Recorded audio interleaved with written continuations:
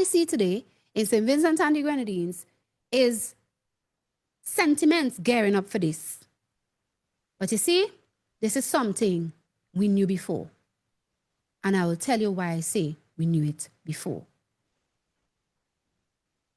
For many years, the new government of this land had been in opposition until November last year, 2025, when elections took place, and they became the new government. But before that, they were in opposition for a very long time. I myself used to be a part of the opposition with them when that was my career. I served as a senator on the opposition bench in the parliament or the legislature of my country for a year and a few months.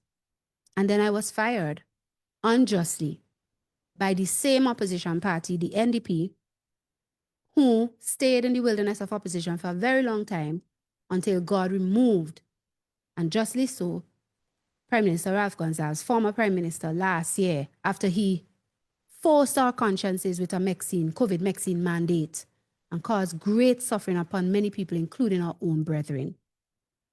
But this party, who is in government today, had always shown themselves to be anti-religious liberty. And I made a certain realization today. And Sister Ria, you're going to get the history that you wanted. I made a certain realization today. Brethren, I need you to pay attention to me. Vincentian brethren, you realize this whole thing that happened when Sister Anissa was fired for standing up. Sorry, something just flew past me. For standing up for religious liberty to preach the truth of the third angel's message by exposing the Antichrist. Do you realize that it was an Easter? Let me remind you of what happened briefly, because what has happened now is that full circle after 13 years, this same party that is now the government of the country and the same individual who led the fight against Sister Anissa Batiste of Tuesday Seventh Adventist Church because she stood up for the truth of Seventh Adventism, of the third angel's message, to show that the Roman Catholic papacy with the Pope at the head was in error because they said the Pope is God. She stood up with that truth in defense of another Tuesdayan, Brother Shefflin Ballantyne, who had simply made that observation from history that yes, the Pope said that they are God and that's a false doctrine. And I was fired for it. Do you know the same man who engineered my firing is now Deputy Prime Minister and National Security Minister of the country? And recently in this Easter period here, came to tell Vincentians that they need basically to respect Easter, and argued with a Pentecostal pastor that they should be able to use law. They should be able to use law to enforce the reverencing of Easter in the country. I was so shocked, even though I should not be shocked. But let us take a trip down memory lane as we look at this point. Watch this. First, I'm going to just remind you in some pictures, article pictures on the screen, and a little clip, a clip of what happened. I have to go to, oh there, 1 second. Okay. So I have to share my screen here. Let me see if I could share my, yes. I have to first share my screen. We've spoken about this here and there, but we never really showed it. Okay? It started off on Easter. And what do I mean by that? You see, it was on April, Sister Monifa. And a group rose up in this country. Up to now, I don't even know where they are. But this group claimed it was like a new religious organization. Small group. And one of the claims they had some really weird doctrines. They had a woman leader. She was always dressed in white. And they claimed that she was a god. And as they claimed that she was a god and always dressed in white and things like that, they soon gained the label of being a cult. people started calling them cult, including the Prime Minister of the country at the time, Ralph Gonsalves. This article is dated 4th of April 2012. And this is quoting the former Prime Minister. He said, cult won't sway many, but should be opposed. PM. At this time, I, Sister Anissa Batiste, yours truly, was a senator for the New Democratic Party on the opposition bench in the parliament of this country. I was into my 1 year, 4th month of my senatorship. The Prime Minister at the time was calling this group a cult. You see him there. We're told Prime Minister Dr. Ralph Gonsalves believes that a local cult will not sway many Vincentians, but citizens should oppose its practices. I don't know how widespread this particular cult is or these practices, but it is in the interest of all right-thinking persons that those kinds of practices be opposed, be denounced, be criticized, he said in response to a reporter's question at a press conference on Tuesday. Quoting him again, I am confident, though, that the people in our country would never in any significant numbers succumb to these kinds of strange importations, which come from some of the most extreme elements in the developed world. I don't see that happening, he further said. Watch this.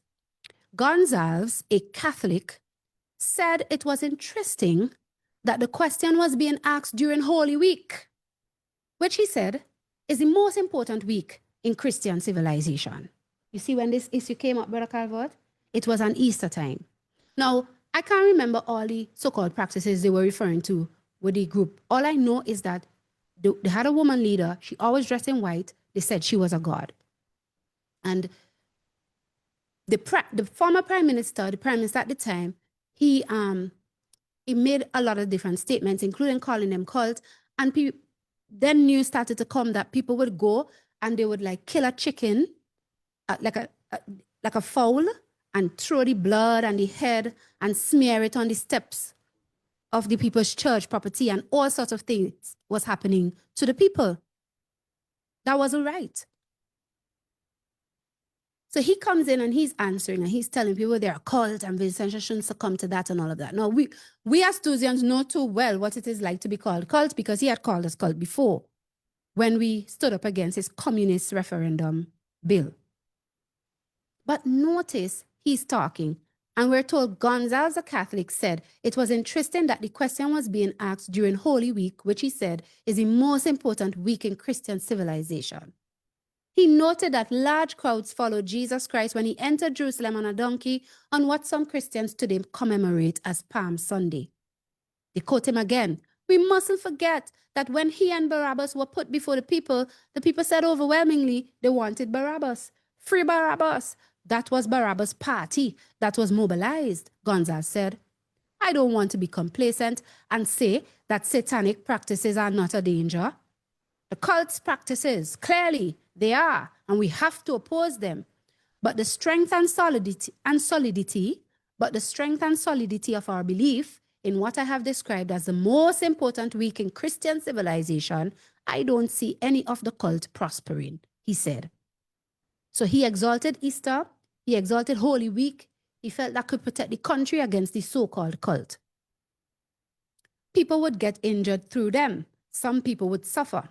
I urge all of them to read the Bible, and particularly read the story from Palm Sunday to the Sunday which followed, which is the resurrection, Gonsalves said. Many Christians around the world, including St. Vincent and the Grenadines, where the days are national holidays, will commemorate the death of Jesus Christ on Friday, Good Friday, and his resurrection on Sunday, Easter Sunday. That's the end of the article. I brought this to show you this is how the thing started. It was an article similar to this where Dr. Gonsalves was, as the Prime Minister, labeling Vincentians a cult. You didn't really get any discussion there of their doctrine to say where it is wrong, where it is right, etc. And it was causing reaction from people in the society, troubling the people, doing terrible things to their property, like I just mentioned. It was an article like this that Brother Shefflin had seen, and he opposed it by speaking critically of it for this purpose. So I come off of this here and I bring you to the next thing I have to show you. Right. Okay. So what happened is that Brother Shefflin was on a radio program. And in the radio program, let me just bring this up for you. It was a program where you would comment on the latest news in the paper. Like the papers would come out on Friday and the program was on a Saturday night, if I recall well. I stand corrected. And they would be discussing what's in the news. And so when he was giving his contribution, he spoke about this behavior of the then Prime Minister condemning this group and calling it a cult.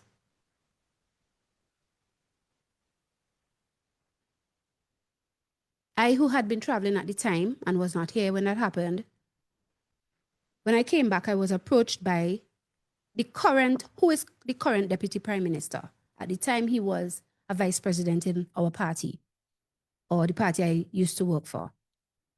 And he approached me complaining about the statements Brother Shefflin had made on radio, because he said that they offended Catholics. Listen to me carefully. Listen to the issue. That they were offensive to Catholics. He called the Catholic Church a cult. That is the lying accusation that was made.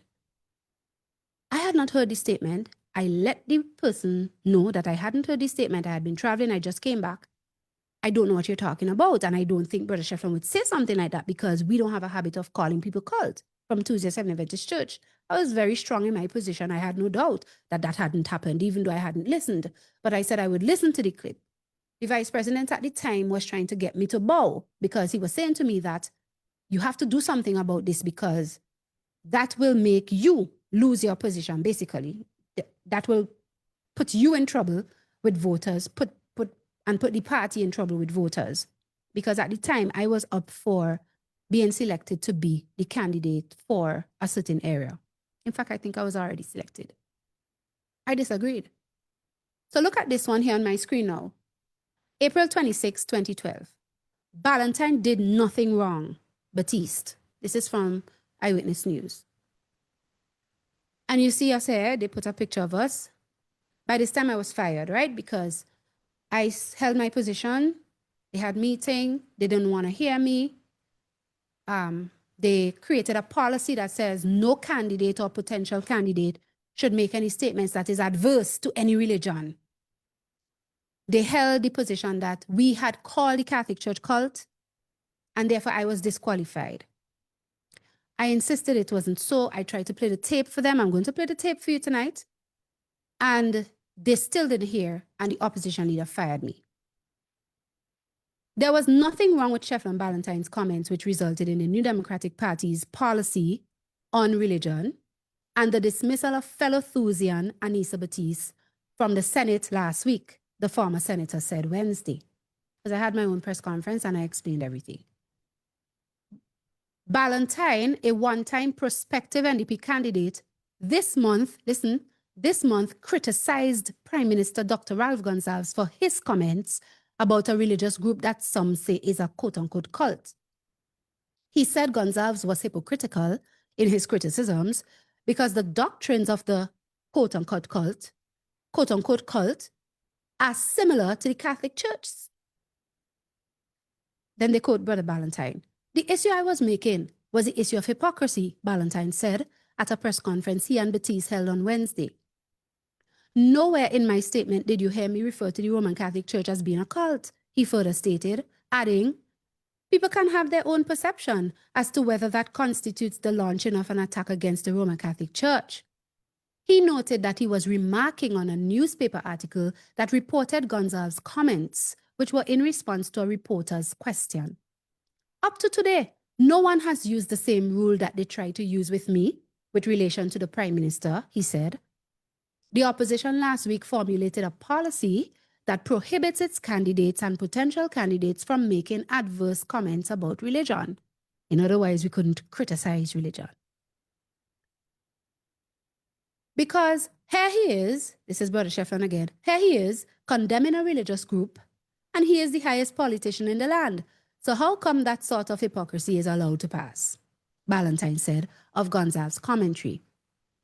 It's like the proverbial wolf, ready to eat up Shefflin Ballantyne for making a simple comparison, for highlighting a hypocrisy that he has observed over the years and he himself has experienced, because our religion was referred to as cult as well by the Prime Minister himself, end quote. And that's the truth.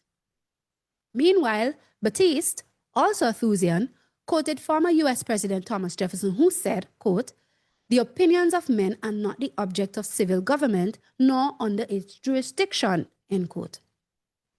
You give the impression that because it will hurt the party, you will limit the expression of our candidates, Batiste said in reference to the pronouncements of NDP leader Annie Eustace on the policy. You, Eustace, tell them you can't be critical of religious teaching publicly, she further said. She said that she stood in defense of Shefflin Ballantyne because he did nothing wrong. He was not speaking on behalf of the party, Batiste said, adding that Batiste was critically analyzing, that should have been adding that Ballantyne was critically analyzing a newspaper article which cited Gonzalez's denunciation of the quote-unquote cult and was asking for fairness. Quote, he in essence criticized the hypocrisy of the Prime Minister. He did not ever call the Roman Catholic Church a cult. She said Eustace made an issue of Ballantyne's statement to the point where of firing her, quote, when I essentially exposed that it was a non-issue and there was unfair discrimination in dealing with Ballantyne, that there were weightier matters to attend to and that I could not support such an unconstitutional policy, end quote. Ballantyne never attacked any religion. The NDP didn't have such a policy before. She was never aware of such a policy, and no one proved it was there when she said so in the meeting, Batiste said. I want you to hear what we were doing. Because you see, the content of the speech was preaching the third angel's message. Because it was actually pointing out that the Pope is the Antichrist. The Pope say they are God with God. And that is false doctrine. I was fired for defending my brethren, for preaching the third angel's message. And the person who engineered that is now the Deputy Prime Minister in an Easter time, 13 years later, fighting with an evangelical pastor saying it is okay and right for government to pass law to enforce the reverencing of Easter in St. Vincent and the Grenadines.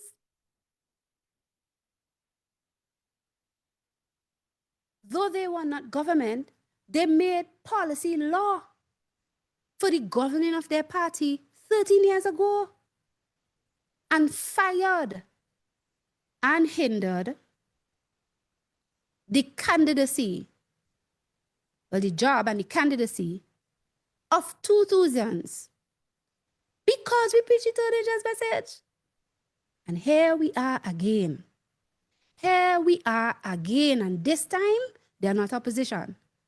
This time, it's not local internal politics. This time, it is the government of the land. This is horrible. It's coming, and it's coming for you and me in St. Vincent and the Grenadines, and God is showing us with whom and by whom. And none of us must be naive about it. And none of us must think that there's any turning back. But the history must speak. The history must speak. And yes, Sister Cream, it is horrible. When I consider that it was at Easter too, it makes me see how we really right when we say it will be a Eucharistic Sunday law. Because it is Easter that is used to exalt the Eucharist, brethren. Not so? It is Easter that was even used in history in the first place to cause Sunday to be exalted over the Sabbath. Yes. That's in our global Sunday law. I come into some of your comments. The thing is, Sister Annie, so we saw before how against religious liberty the party was. And now we are seeing it again. It come to life and they are not in opposition anymore.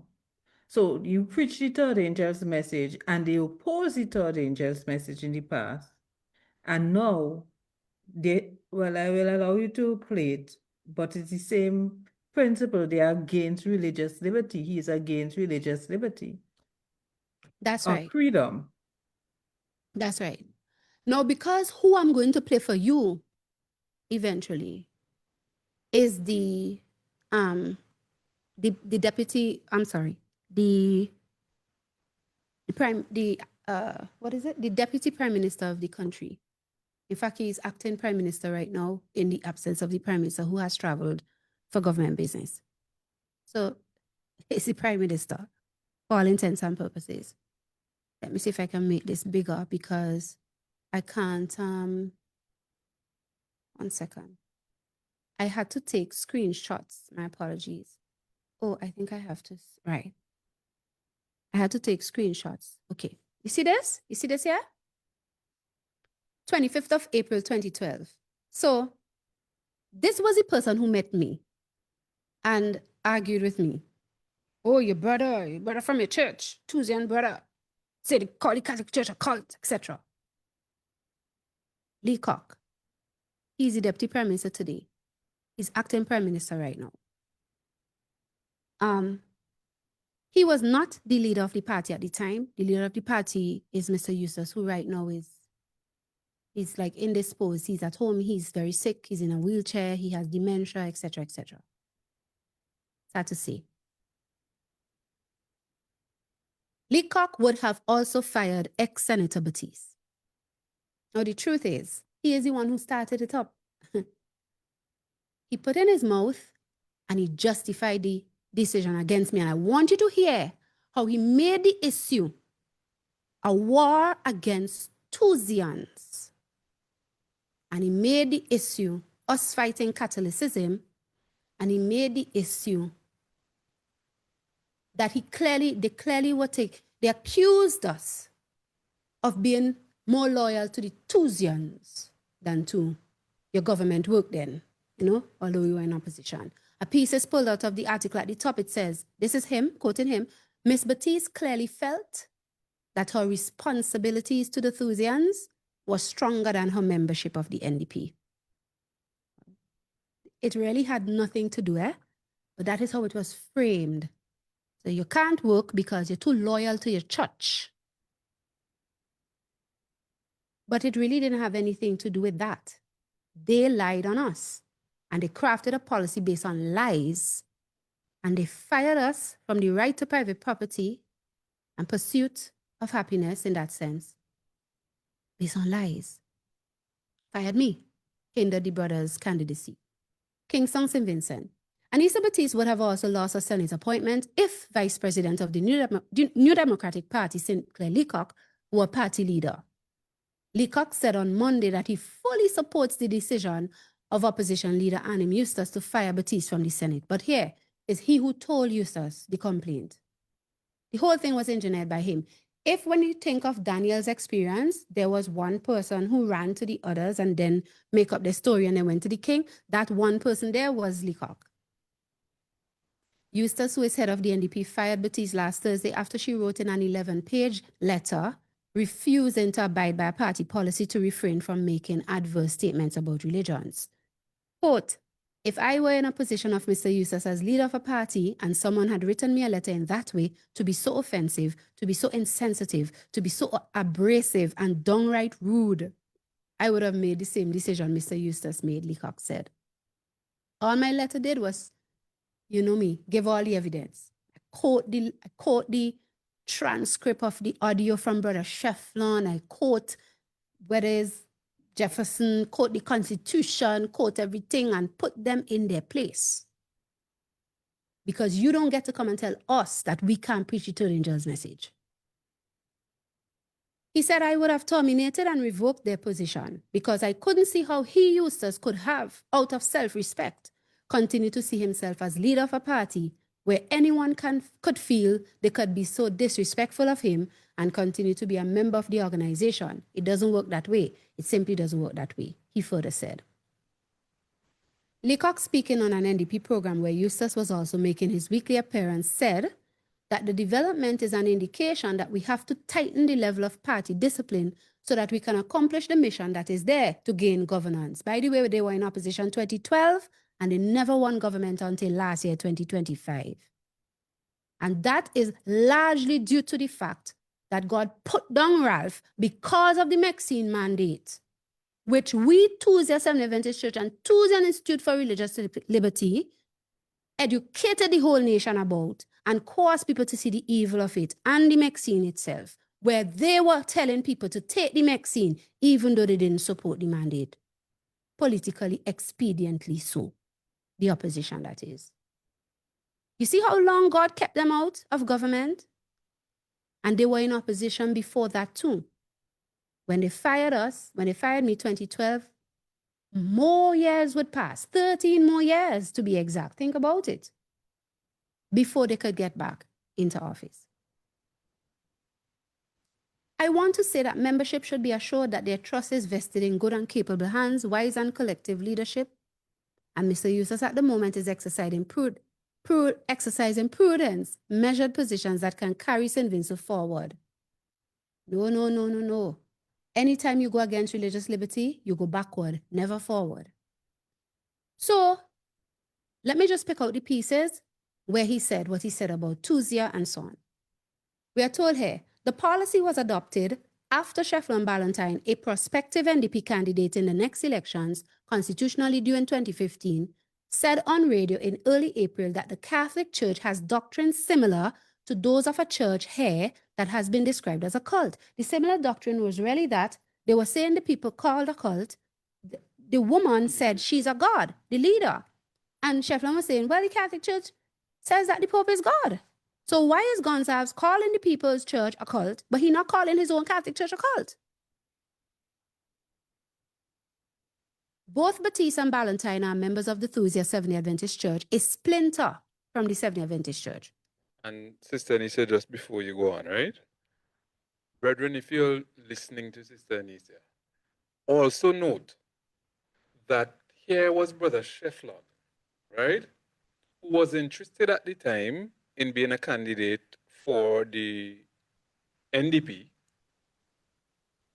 exposing the hypocrisy of the then opposition of the NDP, the government, and the opposition NDP turned their ammunition on Brother Shefflin, who was, quote unquote, their own in their corner because he had expressed interest, right? They turned their wrath upon him and blocked the brother, fired Sister Anisia from rising to public office to help this country. And all because the vice president and whoever else he claimed were offended because their Catholic religion and their Catholic doctrine and their Catholic Pope, who is the Antichrist, was being exposed by the Thusians preaching the third angel's message. That is the issue. I want you to see that we were persecuted for doing God's work. And here we are with the same Catholic Leacock, who is now Deputy Prime Minister, talking about he upset with the way some people treated Easter. Last Easter just finished here in April 2026. And when a Pentecostal pastor is telling him, well, we have to be careful because to what extent could government pass law to regulate those things? He doesn't want to hear it. But we come into that, and I want you to bear with me, please. Listen. Leacock said that he spoke privately to Batiste about Ballantyne's comments even before two constituents from West St. George, where Batiste is scheduled to represent the NDP in the next election, complained to Eustace. That's what he said. He told Batiste that Ballantyne's statements could affect Batiste, Ballantyne, and the entire NDP. Advice that was, quote, not well received. And then they quote him, she emphatically stated to me, there is no way such statements or accusations could affect her, and she parted company with me angrily, said Leacock, who said at a recent NDP press conference in reference to the House Speaker, Hendrik Alexander, that he is a grown man and no one scolds me. That's his problem. His pride was wounded because I did not cower to him when he was accusing Brother Shefflin. I saw that he was wrong and I showed him that. We are both adults. I don't have to cower to you. So because his pride was wounded, he said, I parted with him angrily. What am I supposed to do? Sit down and say, oh, well, I'm so sorry, Brother Shefflin should not have said that. I will talk to him and I will apologize to the people. No. Why he didn't tell the media that I told him I will go and listen to the tape? I wasn't in the country. But I know we don't talk like that. We don't call people cult enthusiasts. Why he didn't tell them that? Okay. Leacock said that at the meeting last Tuesday, NDP members gave their opinions on the policy and shared personal experiences of how they had reconciled their religion and their politics. So you see the kind of thing that was being framed against me. She can't reconcile her religion with her politics. She can't do her job. Her religion is getting in the way. It's a problem. According to Leacock, among those speaking of their experiences were former ministers Burton Williams and Alan Cruikshank, both Seventh-day Adventists, and Marcus de Freitas of the Gospel Hall. Leacock is a Roman Catholic. Sister Ria, you got your answer. Leacock is a Roman Catholic, while Eustace is a Methodist. So hear him. Here you have 17 people giving off their best thinking. Nobody says as a private person or as a member of another organization, you are not entitled to a view, and it could be as strong as ever. But all one was asking for was an application of common sense, he said, adding that these views should not be expressed in a way, quote, that it may be made to feel that your views are those of the New Democratic Party on a sensitive matter, end quote. Nobody had ever said their views were that of the NDP. Brother Shefflin was speaking as a member of Tuzia, as a private member, commenting on a newspaper article, commenting on comments from the former Prime Minister. Never said that our views were NDP views. And why are you putting 17 people above one? You will hear those kinds of things coming out. The majority believe this, therefore that should hold sway. He further said that it was not true that Bertice was brushed aside when she attempted to play at the meeting a recording of Ballantyne's actual comments. They did not play the recording. I tried to get the recording to play, and it's all kind of excuses. Now I'm going to jump down to where he spoke about Tuzia directly. All of this is a part of the article. Okay? Right, so he says, Leacock said that Batiste's refusal to abide by the consensus decision has serious implications if she's elected as part of a government. He noted that the position Batiste took, although she is a nominated member of parliament at the pleasure of the leader of the party. What would happen if she's elected and become a member of a cabinet where responsibility is shared? Who will be able to speak to you ministerially? Leacock said. He further stated that when the NDP Strategy Committee meets, quote, we are in fact rehearsing our positions for that eventuality when we become ministers of government. If we can't get it right in opposition, we are not going to get it right in government. And these are fundamental issues. Well, it still couldn't get it right apparently in opposition for the next 13 years because it stayed in opposition for that long until last year when, thanks be to God, for the Tuesday Seventh Adventist Church, who so fully exposed Ralph on the Mexi mandate issue, and they politically expediently taken that position of don't enforce it, even though all of them rolled up their sleeves and told people to take it. They rode the wave. They rode the wave of the unpopularity of the COVID-19 vaccine and its mandate. An unpopularity that Tuzia caused the nation to be educated about. Amen. So he concluded by saying, down here, he said that Batiste had a choice.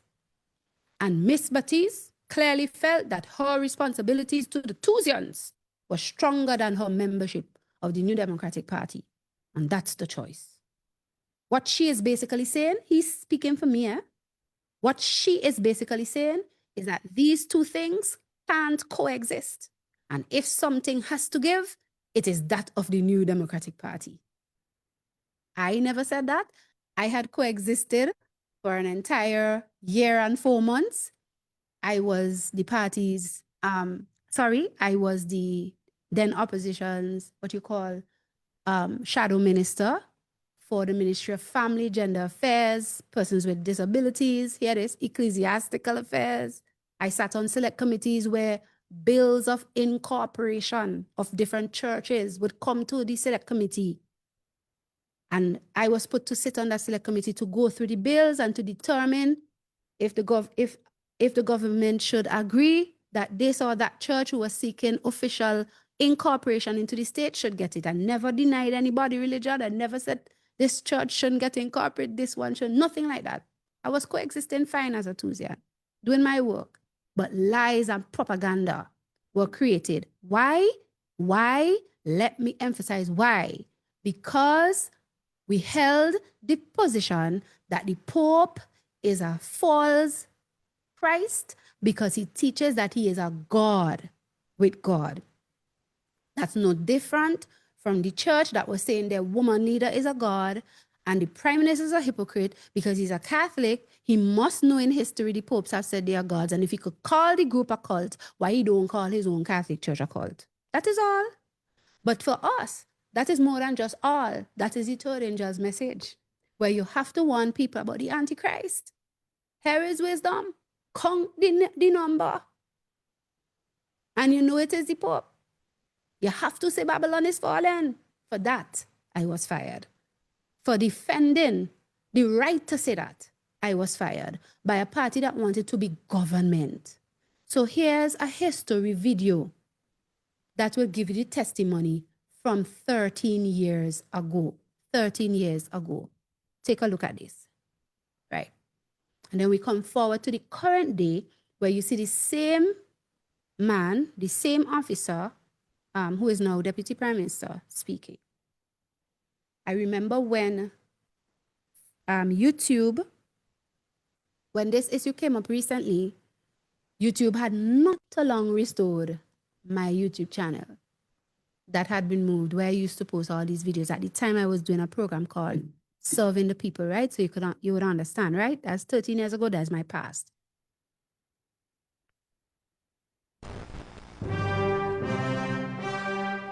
Follow keenly.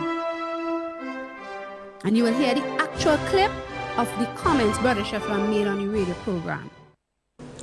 Good evening, viewers and listeners, and welcome to this another edition of Serving the People, brought to you by me, your host, Mrs. Anissa Batiste. Please let us start with a word of prayer. Loving Father in heaven, please bless us now as we speak the truth to the people of St. Vincent and the Grenadines, that they may know the truth and their minds may be directed in the right path in this whole controversy.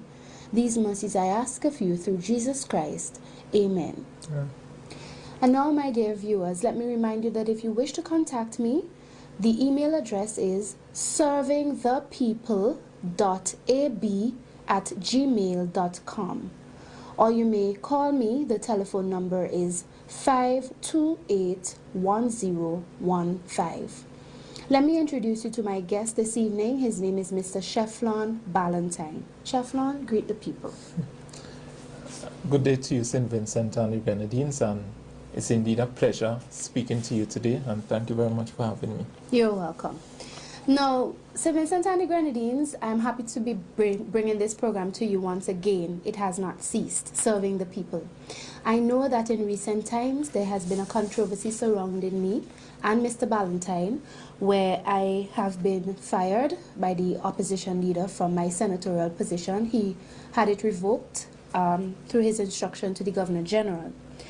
And this decision, as he explained in recent times on New Times on Nice Radio, there were some reasons behind it. We want to give you an opportunity through this program to begin to understand exactly what happened. What you must understand is that it all started with a statement that was made by Mr. Ballantyne on Cross Country Radio. And we want you to hear this clip for yourselves. Essentially, however, Mr. Ballantyne made a statement on a program, and the statement, it was said, it constituted an attack on the Roman Catholic Church. People said it was Mr. Ballantyne running down the Roman Catholic Church, or beating up on it, as it were, and calling the Catholic Church a cult. Well, when I heard the statement myself, I disagreed. And the Honorable Lanham Eustace, in a meeting of the Strategy Committee of the New Democratic Party on the 17th of April, Tuesday 17th April, he made a policy that said that no candidate or potential candidate should say anything or make any public statements that are adverse to any religion. No candidate should criticize another religion.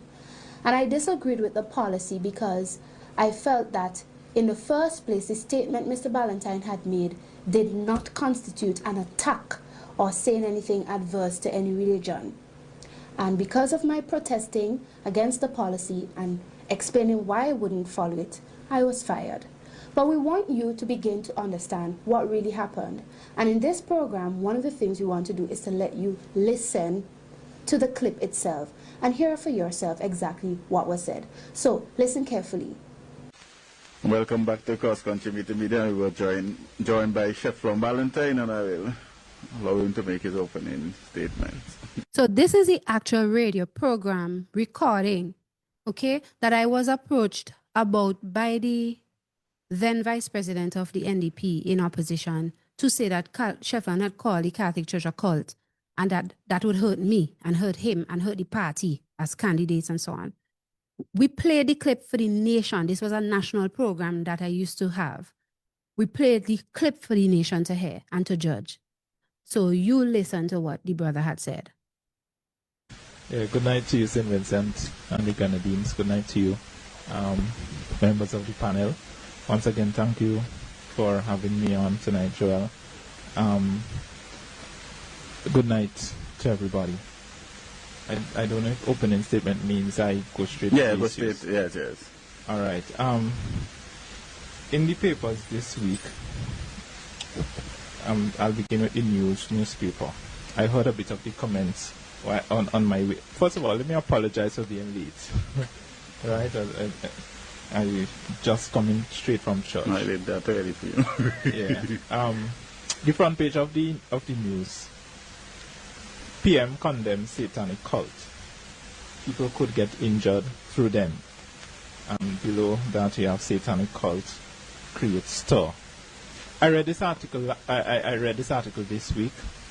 I read the first article in the news last week, and I find that there is a very strong level of hypocrisy in our society. I do not know who this group is that they're referring to. Based upon the article from last week, it's alleged that the woman who is leading the group declares herself to be neither male nor female, and that she is divine, and she takes an angelic form or something to that effect. And you have a public outcry from the general public and even the Prime Minister weighing in. But my issue here is that here you are branding a group as being a cult, and the group bears certain characteristics that are shared by the Roman Catholic Church itself. Take, for instance, her alleged claim that she is divine is a claim that is repeated by the very office of the popes of the Roman Catholic Church. They themselves say outright that they are, Pope Leo, for instance, declared that he is God on earth. And the very office, Vicarius Filii Dei, the vicar of the Son of God, is one that identifies the holder of that office as a substitute Christ. You hear how the brother was preaching the third angel's message? You hear how the brother was saying Babylon is fallen? You hear how the brother was identifying the Antichrist in his speech? And the opposition party persecuted us for that.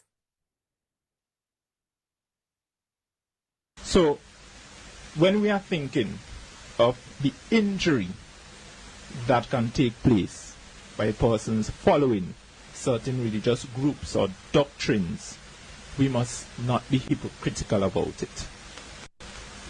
We look at the evangelical religions as well, and back in the year 1900, they would have been seen in the very same light as this little group is being seen. I'm not endorsing this group. I do not believe that any human being is divine. I do not believe that a human being, in her case, that she's neither male nor female. But the fact of the matter is, what I'm trying to highlight here is the level of hypocrisy that exists in the society. Persons are quick. Why do you brand this group as being a satanic cult in the very first place? Could I ask you a question? Are you accepting the basic facts as outlined in the story? Were you able to verify? Well, I wasn't able to verify, but I I'm just highlighting a similarity that I see between the alleged facts outlined here and what exists in certain religions in our society. And ironically, the Prime Minister himself, who is a Roman Catholic, should be calling upon the society to vehemently criticize his very own religion, because they bear the same, so in relation to the woman identifying herself, allegedly, as being divine, the popes have identified themselves as being gods and as being divine on earth as well. The issue with our society is this. There's a new group. It is small, fairly recent. It is quickly branded as a cult. 20 years from today, when it becomes established, it is no longer seen as a cult. Currently it bears characteristics to established religions.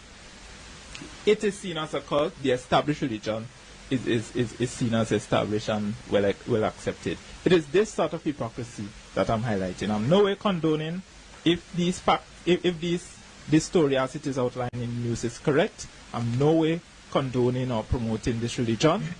I do not agree with it, but I just want to highlight that level of hypocrisy that exists. And that's what I want to say concerning that. So in other words, the Prime Minister should condemn the Roman Catholic Church as well. Yes, my dear people. That's it. You heard that clip. Mr. Valentine, talk to us a bit about that clip. Brethren, you heard that clip, right? Amen. The Yeah. Prime Minister, ex-Prime Minister, should condemn the Roman Catholic Church for calling its head divine. And that is very, very clear. That is it all dangerous. Exactly, and true about the society. It is true about the society here in St. Vincent and globally too. People have that always have that way about once your religion's small, you're now starting out, and you have certain beliefs, they brand you as a cult. But once you're established now, they say, oh well, it's established, you're no more a cult. And they have That's the what, same and that's what doctrine. happened. That's what happened because the Catholic Church is established, but they have the same false doctrine. That is it. That is Doctrine, the point. exactly. You see? And that is the hypocrisy he was pointing out. And that is very true and clear. And he pointed to the historical fact that the popes call themselves, we call Pope Leo name, they call themselves God. They say that the popes are God. We have those quotations, right? So you come and you say, no, well, this is going to cause, this offended Catholics, this offends me as a Catholic, this is the vice president, this is going to, and you trump up some charges about this is going to affect your candidacy. I was selected by 100% of the people who were the delegates who was in my constituency group. You hear me? Me alone, nobody else come up to contend against me because they wanted me, Sister Anissa, to run. 100% of the votes. Nobody complain about, oh, the Tuesday religion and she mightn't be fair to Catholics and nothing like that. This was a whole propaganda, trumped up, lying charges and so on. Nobody had that attitude towards Brother Shefflin either in the era where he at the time was interested because he had already thrown his hat in the ring, as they would say, you know, and had made a presentation among two other persons who were interested, and a decision had to be made subsequently who they would choose. And well, of course, they made sure they didn't choose him, right? But watch, because of this propaganda here. So let's hear what we say here. Well, that is a clip from April the 7th, Saturday night, April the 7th, on CCR Radio. Yes. The weekly program, Cross Country Meets the Media. Okay. Where we analyze, sometimes different guests are invited to join the panel, and we analyze different issues making the newspapers for that week. Okay. On a weekly basis. Okay. And in that particular week, there was a news article which I made reference to in that clip. Yes. In the newspaper front page, where the Prime Minister called upon persons to criticize, to condemn, to denounce the so-called satanic cult that surfaced just a week before in the same newspaper. Okay. You will realize that in that clip, never once did I refer to the Roman Catholic Church as a cult. Mm-hmm. I never referred to the Roman Catholic Church as a cult. Correct. Right. It is not even my personal culture is not the culture of my religion to refer to any religion as a cult, for that matter. Okay. In addition to that, that statement that I made did not constitute an attack on the Catholic Church. Right. It was simply a comparison. You'll notice that I lamented the hypocrisy in the society. I used phrases such as, there's a strong level of hypocrisy in the society, that my issue here is that you brand in a group as a cult when it bears certain characteristics of the Roman Catholic Church. And this was really the issue that was made. A comparison was made between the so-called satanic cult and the Roman Catholic Church.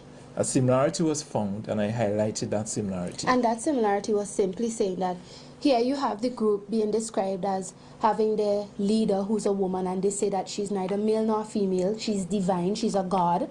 And here in the Roman Catholic Church, it is historically stated that the popes see themselves as divine. They call themselves God on earth. So you were simply saying, here the two of them have the similar doctrine or teaching, but you have the Prime Minister condemning one, but not condemning the other. Yes, and interestingly, like I indicated in that piece, the Prime Minister himself is a Roman Catholic. Right. So he should be aware that based upon historical records, the popes in the past referred to themselves as God. Right. I gave an example of Pope Leo. Yes. And this really was the issue. It was an issue of highlighting the hypocrisy. People are quick to condemn and criticize and refer to a brand, a group, because it is new, it is small. They brand it as a satanic cult when it bears similar characteristics to established religions. Right. And that was the basic point. It doesn't constitute an attack or running down or anything like that of a religion. Okay, that is very important for us to understand. Why is it so important? Because the issue that led to my dismissal started there. The complaint was brought to me by Vice President Sinclair Leacock of the New Democratic Party. He complained to me that Cheflon Ballantyne had launched a serious attack on the Roman Catholic Church. And when I finally heard that clip, which you just heard, my dear people, I couldn't understand why he would describe his words, Mr. Ballantyne's words in that clip, as an attack against the Catholic Church, because it wasn't so. But it went further. When we got to that strategy committee meeting, Mr. Eustace, who at the time of the meeting still had not even heard the original statements of Mr. Ballantyne, he proceeded to dictate a policy. He said at the early stages of that discussion of the meeting, he plainly stated that based on the statements that Mr. Ballantyne had made, with which he was unhappy, he said that the party's position and policy is that no candidate, nor potential candidate, must make any public statements which are adverse to any religion. And that policy came out as a result of the propaganda surrounding Mr. Ballantyne's statement. And I call it propaganda because to date, the facts of Mr. Ballantyne's statement prove that he had not called the Roman Catholic Church a cult. He did not attack the Roman Catholic Church. So then why was the party considering this gentleman's statement, this young man who was a potential candidate for the seat of North Windward for the New Democratic Party because he had shown interest in the seat, why were you now enunciating a policy based on lies that was spread about the statement Mr. Ballantyne made, even though you, the opposition leader yourself, had not heard the original statement? So you say, well, Ms. Baptiste, why did you oppose the policy? What really was the issue of the policy? I need to explain that to you as well. And Cheflon is going to help me to find the section in the Constitution of St. Vincent and the Grenadines where I want to show you why something is wrong with the policy. And we will discuss this a little bit before we also talk about the issue of representation and religious beliefs differences. Now, Cheflon, I highlighted in my letter to the opposition leader and the members of the strategy committee my fundamental reason for disagreeing with the policy that was laid down, even as I take the time to remind you that the policy came off of a lie surrounding the statement Mr. Ballantyne made. The policy was supposing that Mr. Ballantyne had attacked the Catholic Church. It supposed that Mr. Ballantyne had called the Catholic Church a cult, when in fact he did not do those things, as you yourself heard tonight on this program. So what did I have to say? I want to tell you, my dear people, that when you look at the Constitution of St. Vincent and the Grenadines, in Chapter 1, Fundamental Rights and Freedoms, it starts off by saying this, and I quote, where every person in St. Vincent is entitled to the fundamental rights and freedoms, that is to say, the right, whatever his race, place of origin, political opinions, color, creed, or sex, but subject to the respect for the rights and freedoms of others and for the public interest, to each and all of the following, namely. This first part in our Constitution is about to list the fundamental rights and freedoms which we are guaranteed under our Constitution, the highest law of the land. But before it lists them, it declares that every person in the country is entitled to these fundamental rights and freedoms, regardless of the person's race, place of origin, color, creed, or sex or gender, and also regardless of your political opinions. In other words, it doesn't matter who you are, even politically, if you belong to the NDP or the ULP or the Green Party or no party. It doesn't matter if you belong to a party, you are still entitled to the following fundamental rights and freedoms. And we want to zoom in on the protection of freedom of conscience right. It is Section 9 of the Constitution of St. Vincent and the Grenadines, and I want Cheflon Ballantyne to read for us what Section 9, subsection 1 has to say. Section 9, subsection 1, Constitution of St. Vincent and the Grenadines. Except with his own consent, a person shall not be hindered in the enjoyment of his freedom of conscience, including freedom of thought and of religion, Yes. freedom to change his religion or belief, and freedom either alone or in community with others, and both in public and in private, to manifest and propagate his religion or belief in worship, teaching, practice, and observance. Thank you, Brother Cheflon. What are we seeing here? The Constitution plainly tells us that every person in the country, regardless of their race, origin, political opinions, is guaranteed the protection of freedom of conscience. And in the protection of freedom of conscience right, the Constitution explains what it is to have your freedom of conscience protected. It plainly states that nobody should be hindered, okay, in the enjoyment of his freedom of conscience. And it explains what this freedom of conscience is. Nobody should be hindered in the enjoyment of their freedom of thought and of religion, their freedom to change their religion if they want to, or belief, their freedom either alone or in community with others, freedom both in public and in private to manifest and propagate his religion or belief in worship, teaching, practice, and observance. So what we're saying here is not only are you free to believe your religion under the Constitution, but you're also free to practice it, and the practice of it also involves public and private manifestation and propagation of your religion. In other words, you're also free to teach your religion and spread it in public. And this goes for political persons as well. As a political person, you are free to propagate your religion. Now, in our country, we have different kinds of religions. And we have religions that teach different things from each other. And in their teachings, they are critical of each other. A typical example, the issue of the Sabbath question. You have Sunday keepers saying, Sunday is the Sabbath, Sunday is the day to be kept for worship. On the other hand, you have Seventh-day Adventists saying Saturday is the seventh-day Sabbath. That is the day we're supposed to go. Each one is a criticism of the other. And it doesn't matter if you're a political person, if that is your belief and your conviction under your conscience to preach that, you are free to do so under the Constitution. Yes. And the point I was making, Brother Cheflon, is that the policy that Mr. Eustace was now dictating, saying that a candidate or a potential candidate should not make any statements that are adverse to any religion in public, I was saying that policy is against the constitutionally protected freedom of conscience of the candidate or potential candidate. Especially, Anisia. Yes. Especially coming from a mass political party that is rallying the people to put them into government, to be the guardians of this constitution. And of the people's rights and freedoms Yes. protected there. Yes. Because I'm saying, when the Seventh-day Adventist is preaching Saturday is the Sabbath to be kept and so on, which he's free to do under the Constitution, and that's his belief, he's free to preach it in public as well under the Constitution, the Sunday keeper might think that that is adverse to him. He might find, well, that is criticizing him. Because he doesn't believe it. Because he doesn't believe it. But the Sunday keeper too is free to preach, well, no, Sunday is the Sabbath. That is his freedom. The point is, none of them should be hindered in the practicing of their religion and the preaching of what they believe.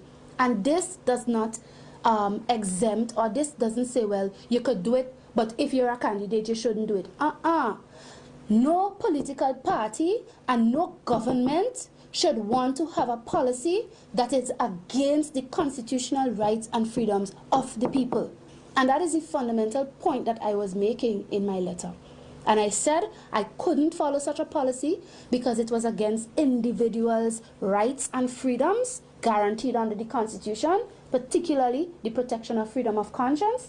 And because I said I couldn't follow it, I disagreed with it, and I would not follow it because it was against the highest law of the land, I was fired. I was fired, I was called rude, disrespectful, etc. But all I did was stand up and say that the policy you are laying down, not only is it based on a lie, because Shefflin Ballantyne never attacked the Catholic Church, never called the Catholic Church a cult, but it is also a policy that is unconstitutional according to the Constitution of St. Vincent and the Grenadines, Section 9, subsection 1 thereof. Now in future, we'll explain further the issue of the unconstitutionality of that policy that was laid down. However, for the next 7 minutes or so that we have, Shefflin, I want us to talk about the issue of representation and religious beliefs differences. Because what the argument that was being made is that as a candidate or a potential candidate in your case, you can't represent people and you can't get votes if you're going to disagree with them religiously. What really is the issue here? Does the difference in your religious opinion, has that hindered you? I knew you were working on the ground before. Has that hindered you in your relationship with the people? It never did. Talk a bit about that. Did. Because the fact of the matter is, when a person wants to go and represent the people, he does not intend to go to represent a sector or a religious group from among the people. In our work that we've been engaged in, we've done food baskets, for instance. Yes, and you'll see some of the pictures. Yeah, a simple thing as that. We never subject the people to a religious test, in determining who should get and who shouldn't get. Talk a bit more about that. When you say you've done food baskets, what did you do? What did you do? Well, it was a matter of identifying the poor persons. Okay. In the last case in December, poor elderly persons were identified in the constituency, and they were given food baskets. You gave them food baskets? Yes. And never once was the question asked, are you a Catholic? Are you a Seventh-day Adventist? Are you a Baptist? Because that was not a consideration. So your religious beliefs difference from other people did not hinder you from being able to help the people and serve them and represent them? No. And that's the issue we are making here. Yeah. Do you recall how many baskets you would have given out during that period? It was in excess of 25. You see? Yeah. And not once did the young man discriminate and say, well, I'm not giving this one because they are not Tusians like me, or I'm not giving this one because they are Catholics. So you see, this idea that was being presented, Brother Shefflin, that if you preach a different doctrine publicly, which you would do in your church and wherever you go doing missionary work, it would stop you from getting votes. No, it is nonsense. That's foolishness. It is nonsense. That's foolishness, because what people want in a representative is somebody who will be able to assist them in meeting their needs, somebody who will be able to represent them and, speak on their behalf and help them in, accomplishing certain things that they are not currently able to. People are not concerned about what religious convictions you hold. People are not concerned about whether or not you may be critical in your church or on the radio about a particular religion. There was another area you helped with, and I want us to touch it before we close, and it had to do with mobilizing assistance to repair and rebuild a home for an elderly man. Yes. The gentleman, he was in his 60s, suffered a stroke, lived basically alone in conditions that are not suited for a human being to live. And when that was brought to my attention, I mean, I tried my best to get certain persons who are able to contribute to that venture. Question again wasn't asked as to their political affiliation Or religious. or religious affiliation. It was a matter of getting help for this elderly man. He was not getting any contribution from the government in the form of public assistance or NIS or anything like that. But the primary thing was to get assistance to him to get food on his table and to repair or complete a structure that he had already begun while he was much healthier, to get him out of that terrible condition under which he was living. And I brought evidence of that to you here on this program when we showed you that house where the roof was going on and Yes. repairs were being done and an addition to what he had started. Yes. And it was all through the assistance and the mobilization of Mr. Ballantyne. And he did these things not asking this man which religion he belongs to or which political party for that matter that he belongs to. He did these things out of the goodness of his heart as a servant of the people, a young 29-year-old man who wanted to represent the NP has made it hard for us to do that now, hard for them to do that now, by making a policy that was racist on falsehood concerning his men and pushing this idea that he can't be a representative or he can't get votes because he has religious opinions that are different from the persons he's seeking to represent. These things ought not to be so, my dear people, and we have shown you some facts already, and we will come again and we will show you more facts surrounding this controversy and explain the truth to you, because we want to be accountable to you, because that is a part of serving the people, being accountable to you, the people who have questions in your minds about what exactly has happened.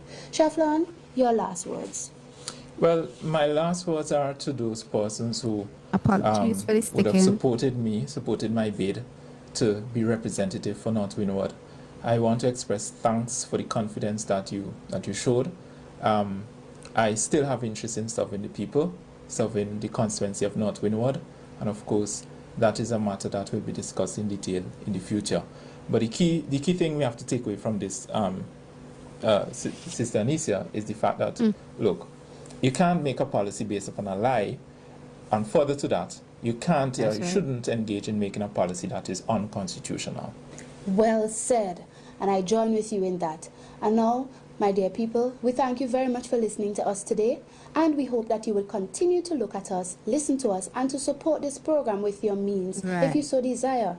You may call me. The telephone number is 528-1015, and the email address is servingthepeople.ab@gmail.com. Thank you again, Brother Cheflon, for being here. Thank May you. God bless you in your future endeavors. We are young, we are strong, and by the grace of God, we will be servants of the people as He sees fit. Amen. Until next time, may God bless you. So I just took you down memory lane. 13 years ago to be exact.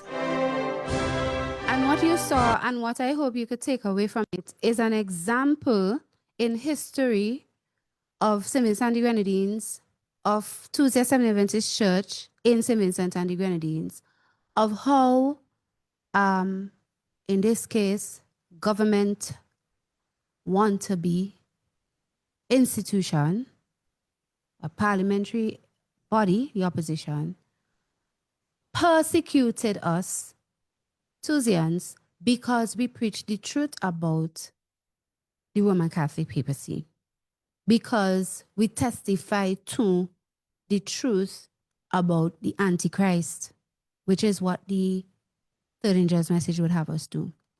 And this party showed us in history that they were prepared to stand on the side of lies and persecute Tuesday Seventh Adventists because we disagreed with, criticized, and exposed, said Babylon is fallen, Roman Catholic doctrine.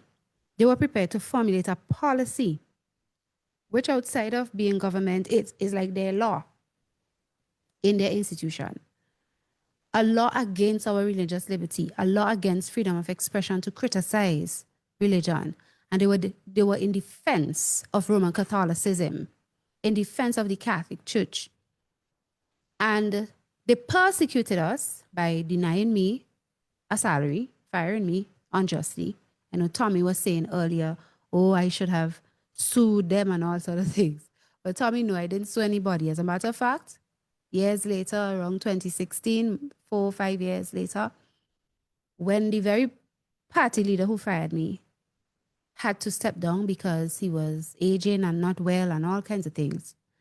And they had this radio program where people were calling in and thanking him for his service to the country. He had been in public service for a very long time in his field of being an economist and all of that, and plus with the opposition. And so despite all that they had done to me, I called in on the radio program and I thanked him publicly for the opportunity he had granted me years before to serve in the parliament of this country as a young woman. And because they're few and far between women in parliament. And many people told me they were surprised and, oh boy, and he said, you're a real Christian because I might not do that because of what he did to me and so on. But I actually felt sorry for the man, Brother Tommy. You understand? But I had told him, I had told him that for what he did, he would never become prime minister. And my words were fulfilled. He never became prime minister. He had to eventually step down because he couldn't go anymore. Okay? So all of this happened and it showed us, and it ought to have showed us who we were dealing with in opposition.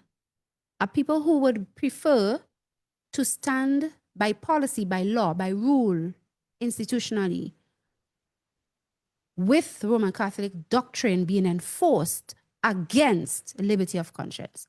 That is what we should have seen.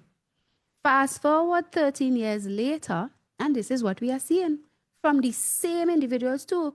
So that what we are actually seeing now in a heightened time of agitation for Sunday law in America, and in a context where scripture tells us all the world will follow America, we are actually now in St. Vincent and the Grenadines facing not an opposition party anymore, not an opposition in parliament, but now the government of 4 months old. Of 4 months old. They just came into government in November last year. A 4-month-old government with the person who led out in our persecution back then. And he is now vice president. There he is. You can see him on your screen. Right? I'm sorry I didn't get to read much of your commentary, right? But you are all right. And sister, I'm just seeing Sol Angel here, who I think is the Son Angel, same person, saying, too bad the party didn't value the truth in you. Now we have you 24/7 full-time minister. Amen. Yes, that was the past. That is no more my life. Amen. And none of us are involved at that level anymore.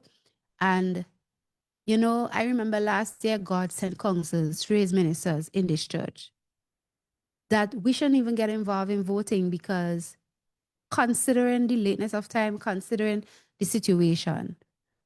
And Sister White had this beautiful statement where she said, you cannot with safety vote because you don't know who you're going to get. And the issue, and she said that when they go there and they do sins, you become partakers of their sins. You may not have voted for them to do the wrong. Obviously not. Nobody votes for anybody to do wrong against them. But the fact remains, with the light we had, even Sister White, under the inspiration of the Holy Spirit, said, if you put such men in office who would support Sunday exalters, you become partaker of the sins that they commit when they do it. Here we have a situation now where the man is actually the deputy prime minister. And just April, in this month, April here, there was April, I can't remember the exact date, but it is in the same month. So this just happened like maybe 2 weeks ago, a week, basically around Easter, right coming out of the Easter weekend. And I think Easter was, what dates were Easter this year? I think it was something like the 3rd and the 5th or something. I stand corrected. But coming out of the Easter weekend, he is a guest on this radio station, boom. And he had some very interesting things to say. Now, I play you this first clip. I think I have, it's 2 short clips. Just one moment. Let me make sure I have the right things. I won't have to go back. Sister Nisa, Easter was the 5th. I see Good Friday, the 3rd. Right, that's what I Saturday, said, the 3rd 5th. and the 5th. Mhm. Right, okay. Right. So, right. 1 second, 1 second. Right, good. This is the right clip.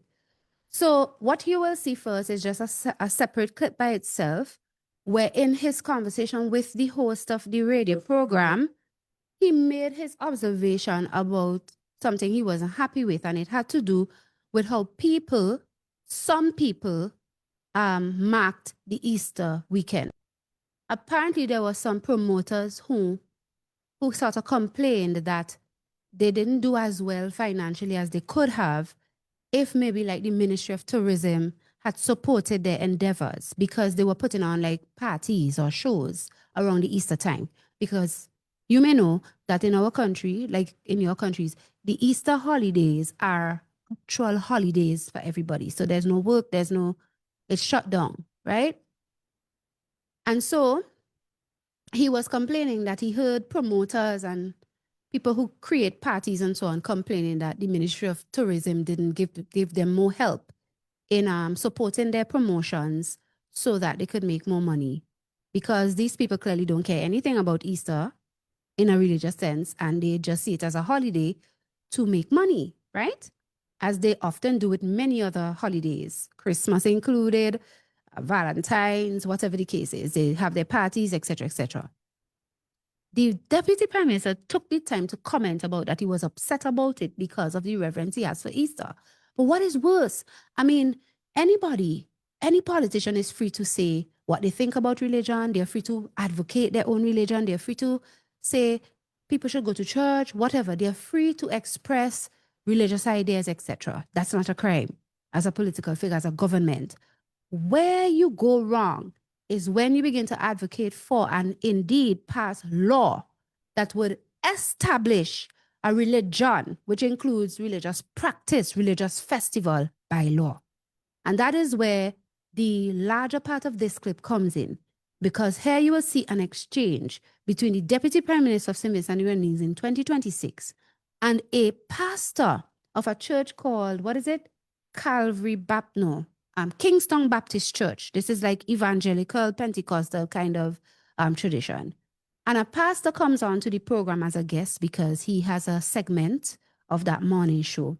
And when he comes on, the Deputy Prime Minister is still there and he engages the pastor. And I want you to pay attention to the exchange between the Deputy PM and the pastor, because he, the Deputy PM, raises it with the pastor that he thinks that government should be able to have a hand in how people treat Easter. And the pastor, to my surprise actually, because he's a Sunday exalter and all of that, he puts a caution on the Deputy Prime Minister and he compares it to the issue of the COVID mandate. And is saying to the Deputy Prime Minister, we have to be careful, because I remember back then with the COVID, the mandate, people felt, well, it's their freedom to do what they want to do with their body. And people may think it's their freedom to have party on Easter, etc. The pastor says to him, I would love it if they would follow us and go to church, but not everybody believes in that. And you have to be careful. And do you know our Deputy Prime Minister disagreed with the pastor? Even when the pastor is using an example to show you have to be careful not to pass a law to enforce Easter.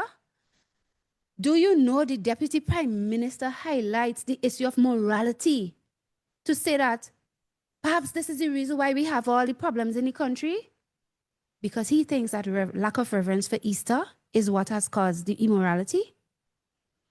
Do you know that the pastor had to tell the Deputy Prime Minister, when the Deputy Prime Minister appeals to, hear this, St. Vincent first, just like how they say America first in America. He says it has to be St. Vincent first. But while talking about Easter and enforcing Easter by law, and the pastor had to tell him it has to be a St. Vincent for everybody and not only for Christians. The pastor is telling the Deputy Prime Minister that. And what is so bad and terrible about this, when you read the article that reported this matter, if you see the kind of comments from a whole set of Sunday law susceptible people in this society, oh, this is a Christian country. We are a Christian nation. We are not a secular nation. Oh, but this democracy doesn't mean the government can't do this. Oh, but Easter is a holy time for Christians. And if the majority of Christians say it shouldn't have no parties, then we should respect that. Brethren, when I tell you, the people who voted for this government voted for the government that is going to bring the Sunday law, plain and straight. That is what has happened. And these people are coming for us. The same people that said the Tusians couldn't coexist with the party, they will now say the Tusians cannot coexist with government. We need to deal with them. Watch the clip. For this program this morning, I was listening to another radio station, and they were evaluating the Easter weekend. And in the evaluation, and you gotta be careful because you are promoting yourself of some experience and some years and have some investment. They were speaking about those promoters who lost the shirt in the week of Easter. That's the argument. And went on to advocate that the Ministry of Tourism should have been giving them a stronger helping hand to make sure that their events were more successful. But they literally concluded, for example, on Good Friday night, it was perfect to have a Juve celebration. That's a radio station. I know they're going to come back to me. Now, Easter is Easter. And Easter is a special day, week in the Christian calendar. You hear that? You want to replace Good Friday with Juve Friday? Now, if that is a signal that you're beginning to send from your point of influence, you see how our work is cut out for us in St. Vincent and the Grenadines? We got Dr. Richards backstage. Right. Good So you morning. heard that, right? You hear how Easter is exalted, a special Christian time in the country. Okay, well, you're free to say that, you're free to believe that, you're free to even advocate that. But this is where the danger comes in. So now what you're seeing on the screen is the pastor, he's in the bigger picture, and the deputy PM, the smaller picture in the corner. And here the exchange between them, all right? Here the exchange. Dr. Richards backstage. Good morning. Dr. Richards is Center. Good morning to you, Doc. Hey, good morning, Bing, and welcome back. Thank you. All right. Brother Major, Mr. Leacock, good morning to you. Good morning to you, Bishop. Yeah, you giving me titles there.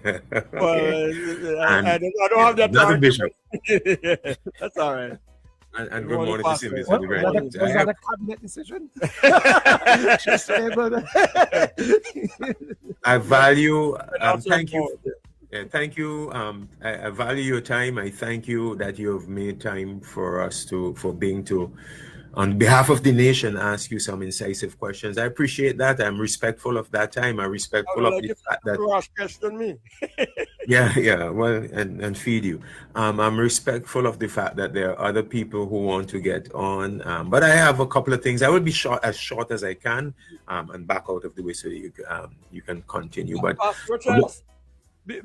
I'm going to be, and I hope it's not a rude interruption, but go ahead. What I'm going to will allow you to understand the difficulties of running a state.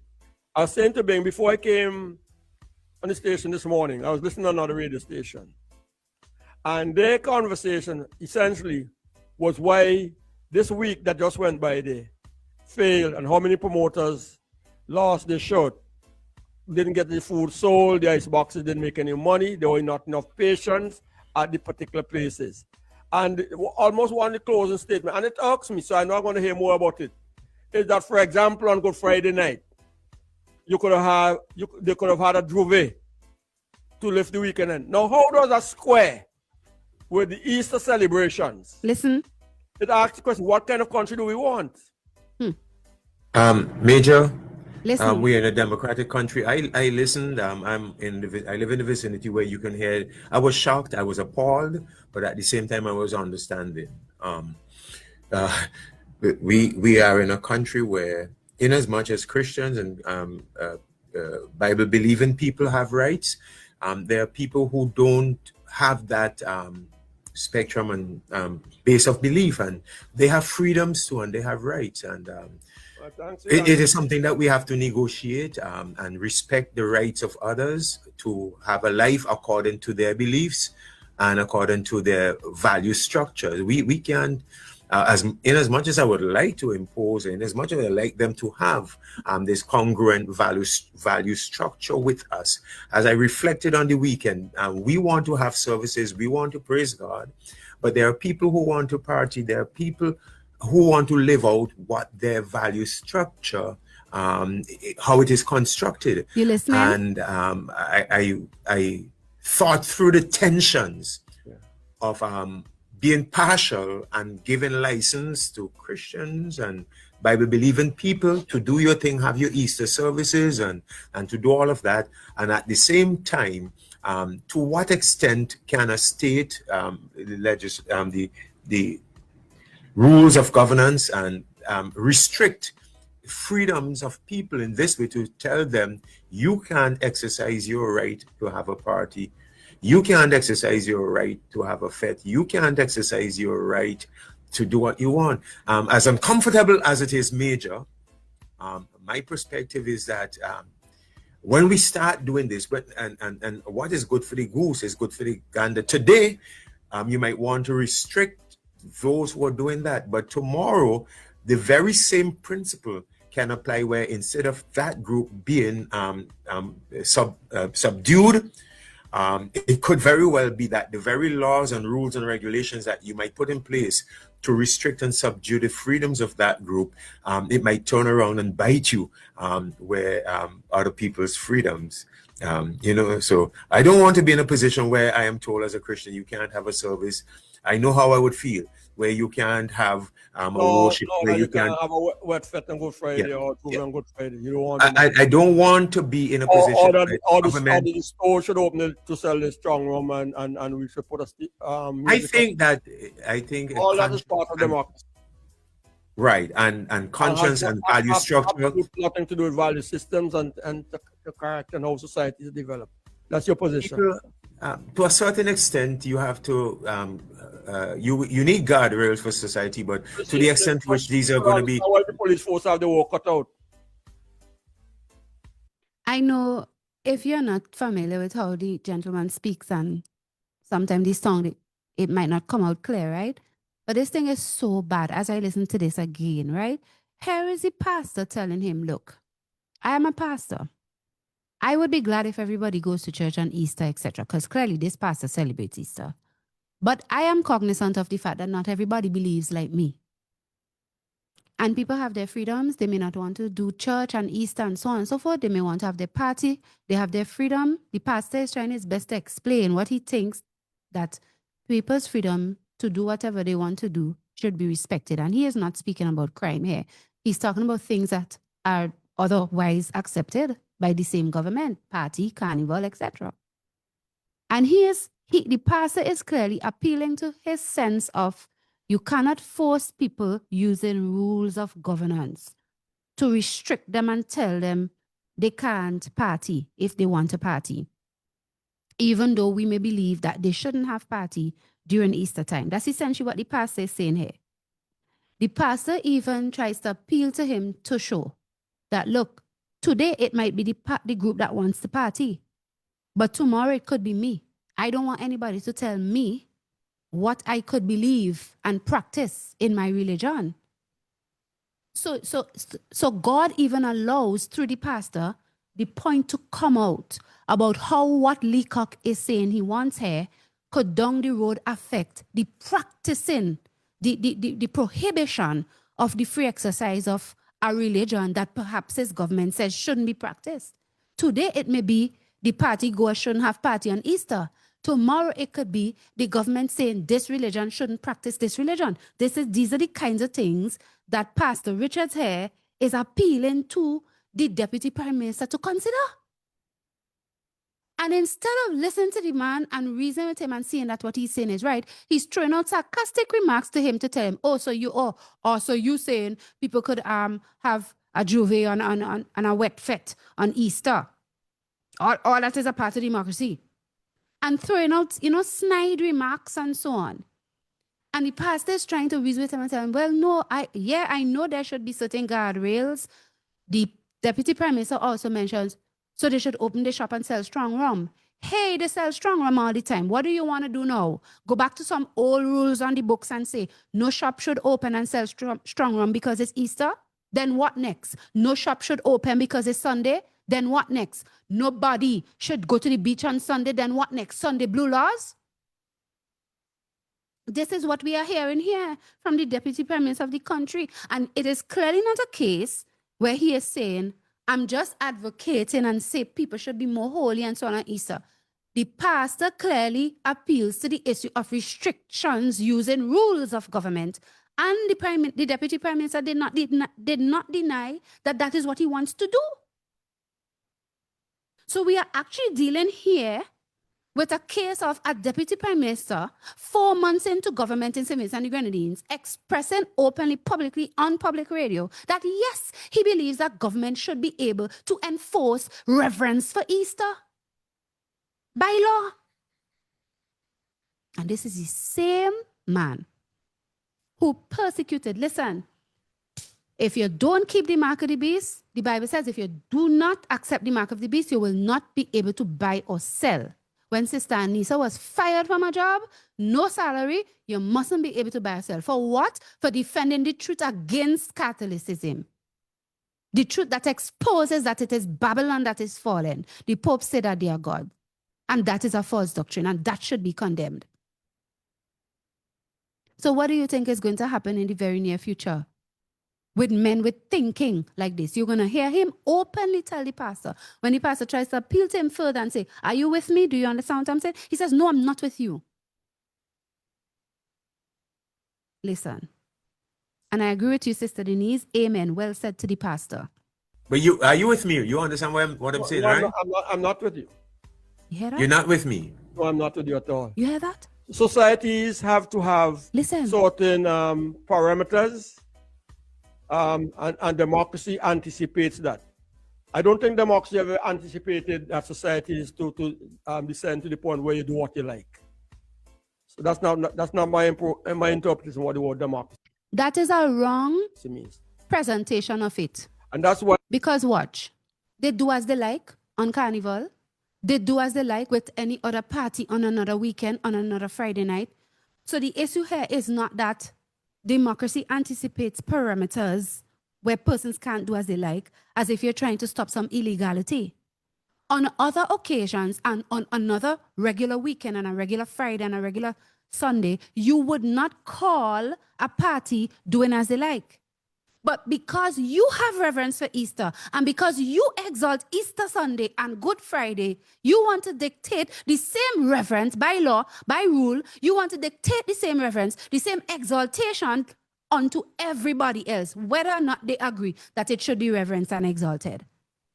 So don't make the issue that people want to do as they like, as if you're trying to regulate some illegality. Because y'all don't call partying illegal when you allow carnival. You don't call it illegal when people have a fete or a lime on a Friday night, etc.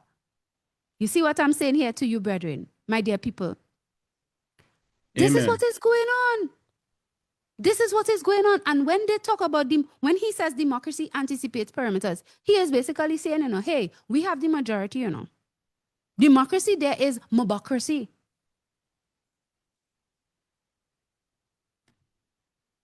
That's why we have law and order, and we have limitations and we have constraints of what we do, when we do, and where we do certain things. And also to respect for the fact that we live in a Christian society.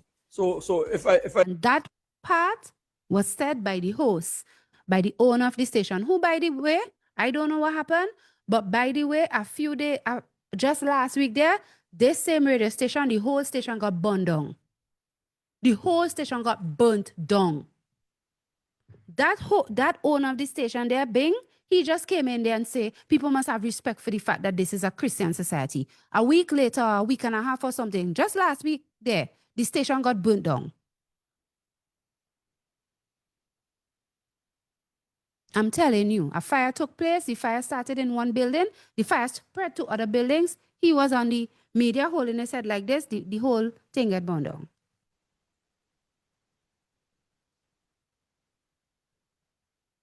So you want to use law and rules and regulations to enforce some kind of reverence for Easter, which is to say reverence for Sunday. This is what is coming, brethren. Listen. I take your approach. It explains to me why we have so much of what we're having now in, across St. Vincent and the Grenadines, in so many spheres of life, where everybody is doing their own thing.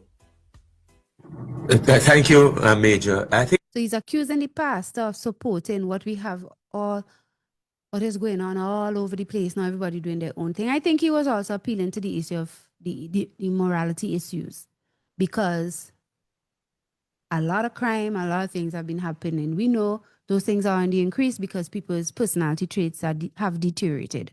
We know it doesn't necessarily have to do with one government or the other, because whoever government is in office, you have a lot of that, because the Bible says people are getting worse and worse.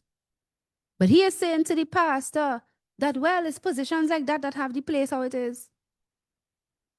So what? Enforcing by law reverence for Easter, Good Friday, Sunday, Easter Sunday, that will make the place more moral. Those are the same Sunday movement arguments that Sister White said will exist. People will say we need Sunday for morality. People will say it is because of desecration of Easter. It is because of desecration of Sunday why we have the problems we are having in the country, because people doing what they like instead of honoring the laws that say this is a holy Christian tradition, a special week, and nobody should desecrate it by having party. You Vincentians, my Vincentian brethren, my Vincentian Tuesday brethren, open your eyes, wake up. You fellow Vincentians, recognize. I see a whole set of you in the comment section under the article reporting on this story here, speaking as if nothing is wrong with what the Deputy Prime Minister has said. Some of you even said, but we have laws that say you're not supposed to deal with alcohol on Easter. Hello, you want us to go back to those? I don't celebrate Easter and I don't do party. I don't drink alcohol. I don't advocate it. But what next after that? Who's to say they can't stop them now from bringing back Sunday blue laws? It's years now. I'm in my 40s.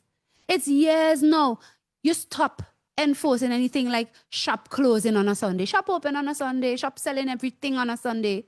You want to go back to closing it up because Sunday is special by law? Then what? Then you want to bring a Sunday law. Following America when the miracles are used to deceive. This is what is coming. Let me just finish off the clip. Listen to how the man is going to appeal, Appeal, the pastor is going to appeal. Make him consider, remember the COVID mandate, We have to be careful. Remember what we did. Listen. I think it's a discussion worth having, the extent to, and it was the same, believe me, when I tell you, this is the same discussion that we have had on multiple issues in terms of the infringement on rights and the exercise of rights. It was the core argument at the center of the COVID mandate. To what extent should you impose on people's right to their bodies and tell them what to do? And multiple other things too. We have this tension as to how far should a state exercise its authority to shape and put the guardrails on society. And I'm with you, by the way, when I believe you are a man of the cloth. Yes, sir. And state laws comes off of the template of religious laws. Oh, correct. Correct. And therefore, the more deviation you have in that, the more likely to have societies in turmoil and in confusion. That's a oh my gosh, look at that reasoning there. State laws come off of the template of religious laws. And the more you deviate from that, the more society will be in turmoil.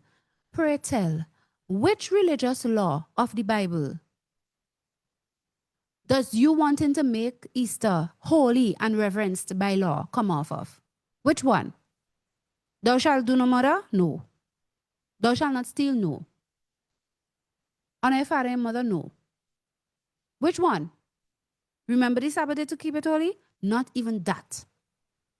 Because in the first place, the Sabbath day is the 7th day of the week, not the 1st. Not a Sunday, not even a Friday. With your Good Friday and your Easter Sunday law. that you want to bring? Or your Good Friday and your Easter Sunday reverence-in-law? Look at that reasoning there. Trying to appeal to the moral origin of laws and trying to give justification and vindication to having some state law that regulates how people treat Easter and what they could and could not do on Easter because it is Christian and it is holy and it is a special week. Are you hearing these things, my dear brethren? Listen again. But you notice, the pastor has brought up the issue of the COVID mandate and trying to appeal to his mind that be careful where you're going with this. Because remember, people argue that they had a right to determine what they do with their freedom, with their body. And if they don't believe in Easter, they have a freedom to do what they want. The man is not, the deputy prime minister is not arguing for people respecting the Noise Act and say, well, okay, you can't expect to have a party right outside the church building so that the people inside the church who are celebrating Good Friday cannot hear the pastor or they cannot freely exercise their worship without noise drowning them out. He's not arguing about that. He's not arguing about people blasting music in the neighborhood that is disturbing the peace of others. He's vexed that people complained that they had parties on Easter weekend, but they wished it could have been bigger and they could have gotten more support from the Department of Tourism, which normally would support promoters and so on, to have the event like a kind of promotion, like how they would have Carnival, like how they would have certain Christmas festivals that could be marketed, that people could come and visit to attend. Like how they have something in St. Vincent and the Grenadines called Easter Regatta, where they have boat and yacht racing in the Grenadines. And here's ready to go to law, to go to state law and say, well, look, we have religious laws about Easter. But who gave us those religious laws about Easter? Not the Ten Commandments, not Jesus Christ and the disciples. So what is he appealing to? What is he saying when he says state laws come off the template of religious laws? And when you deviate from that, society would be in turmoil. What is he referring to, Brother Calvert? Who gave the religious law of Easter? Answer me. The Roman Catholic Church. Precisely. The Roman Catholic Church. So are you hearing what Leacock is saying here? He's there's actually no law. saying the state law should come off of the template of Roman Catholic Church laws. In fact, they say they have the right to command festivals and laws for people to follow. Brethren, That's you right, hearing Brother this Calvert. thing? You hearing this thing? So he is in his position as Deputy Prime Minister advocating for religious Call, you're breaking festival up. and laws. He say you're breaking up. You broke up there. I didn't hear you properly. Sorry, I was saying Mr. Leacock is in his position as Deputy Prime Minister advocating for religious festival and laws of the Roman Catholic Church organization to become the law of St. Vincent and the Grenadines. That is what the man is saying. That's right. I don't know if you realize it's what the man is saying. You listen to this clip over and over and you see more. That's why I said, you voted for this, you voted for Sunday law. Very true, Sister Anissa. Let me put it different. You voted for the government that is going to bring the Sunday law. Because there is no other religious laws that give Easter but the Catholic Church. And let me go further. But the Antichrist, the Pope. It is the popes that give Sunday. It is Pope Sylvester who first transferred the reverence, as they say, from the 7-day Sabbath to the first day of the week, claiming the resurrection. In honor of the resurrection, it was the Pope. So whose religious laws must state laws go off the template of? The religious laws of the Antichrist, the religious laws of the Pope, the religious laws of the word of the Pope in history. The Pope who say he's a God with God. The Pope who say he's a Christ with Christ. And he made that And point. the man is saying state laws come off of the template of religious laws. And when you deviate from that, you throw the society in turmoil. So So for the society not to be in turmoil, we must have the Catholic Church doctrine. We must have the Pope's law. We must have the Pope blasphemous words ruling us in this country. That is what the Deputy Prime Minister of St. Vincent and the Grenadines is saying. But we have our laws in St. Vincent and the Grenadines, and we are not unique in that sense. Other nations of the world have it too, where their laws mirror God's law, because we have stealing as a crime right across the globe. Murdering is a crime right across the globe. Look, husbands and wives can get redress in the court for infidelity in marriage. But you know what we don't have as a crime? We do not have not reverencing Easter as a crime. Exactly. That is not a part of the commandments of God. But who gave it as a commandment? The Roman Catholic Church, the Roman Catholic Pope, the Roman Catholic papacy, the Antichrist, the man of sin, the wicked, according to the Bible. Amen. And that is how it started out in history. And that is what is going to lead to Sunday exaltation. Let me just play the rest of the clip here after Brother Calvert. We must understand, as one of the founding fathers of the United States of America that rose up as a Christian nation said, Thomas Jefferson I'm referring to. He says, when he spoke about the Danbury Baptists, who had written to him about concerns of one religion receiving support and they not getting and stuff like that. He said to them in his answer, I'm paraphrasing here, believing with you that religion is a matter between man and his God. That is what Mr. Leacock needs to understand. A man's religion is between him and his God, and the state has no right to force, absolutely no right to force a person's conscience to accept or reject a religious festival. Amen. Amen. Absolutely not. Listen, the man is going to bring back up the COVID issue, and he's still going to ignore him. That will be quickly an OPLEG, an out-of-place legislation. Amen.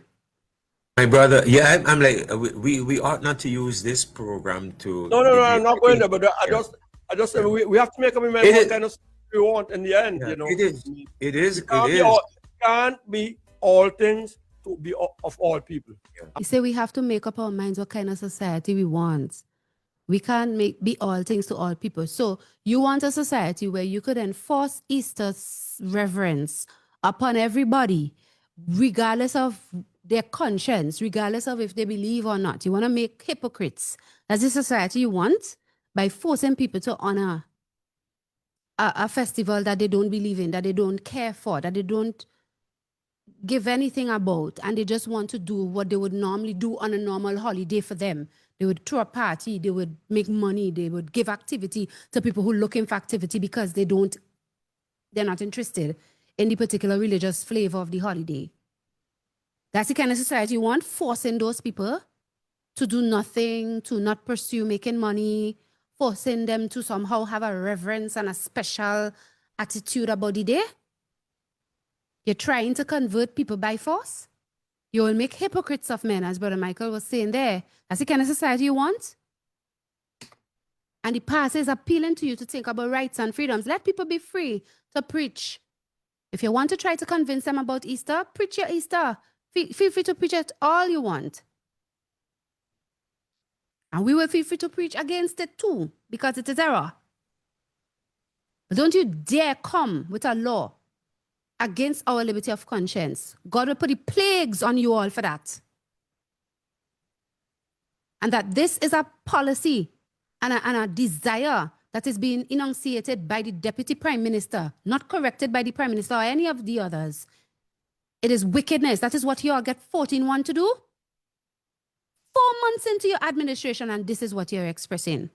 And not even listen to the most recent lessons of the COVID mandate that the pastor is trying to put in your head.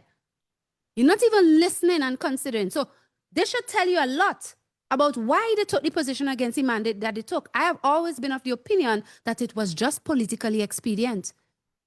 How dare they go against over 500 public servants whom Ralph had fired? That would be political suicide for an opposition, right? But 4 months later, and here you are expressing the same principle of going against liberty of conscience in a religious matter, a matter for religious festival. So how much were you really for liberty of conscience after all with the COVID vaccine mandate? You see what I'm saying to you, my dear people? Y'all must think, remember Trump, he came in like oh, right though. He came in, oh yes, I'm gonna put back the soldiers to work. I'm gonna reinstate them with back pay and full salary and an apology for this COVID mandate. Oh yes, only 2 genders. We're gonna remove DEI and all the LGBT nonsense. There are only 2 genders. And then watch the Trump now. Watch the Trump now. This is why we were advised correctly, we were counseled correctly from our church. Don't put your trust in politicians. Don't even put your finger this time. Leave it alone because we see how late time is and we see what is coming. We saw it with Kamala them too. They stood against Rowley in Trinidad, but then they come in and what did one of the ministers start saying? Oh, America should take back your visas for saying certain things online. All of them are disappointing. You can't trust any because they're not converted. That is the issue. Without conversion of the heart, you're going to get this. I see some of your comments, right? I will see what I could read. Let me finish the clip. 3 more minutes. Listen to this. And we can't I know what I would like. on the basis of political coloration, and that's not directed to you. But it has to be a society saying, look, people have democratic rights, they have privilege, we have a constitution, we have guidelines, but we have some things that represents normative behavior. And when people cross those lines, that they we have a right to address that. So you see, look what he has done. He has put your constitutional rights below or secondary to what he calls things that represent normative behavior. In this context, that is, we normally don't have parties on Easter. We normally celebrate Easter as a special week, a holy week, as a Christian society. So that normative behavior, which by the way, comes off of Catholic laws, Roman Catholic laws, that normative behavior there trumps people having constitutional rights. So what do you think is going to happen in Simmons and the Grenadines?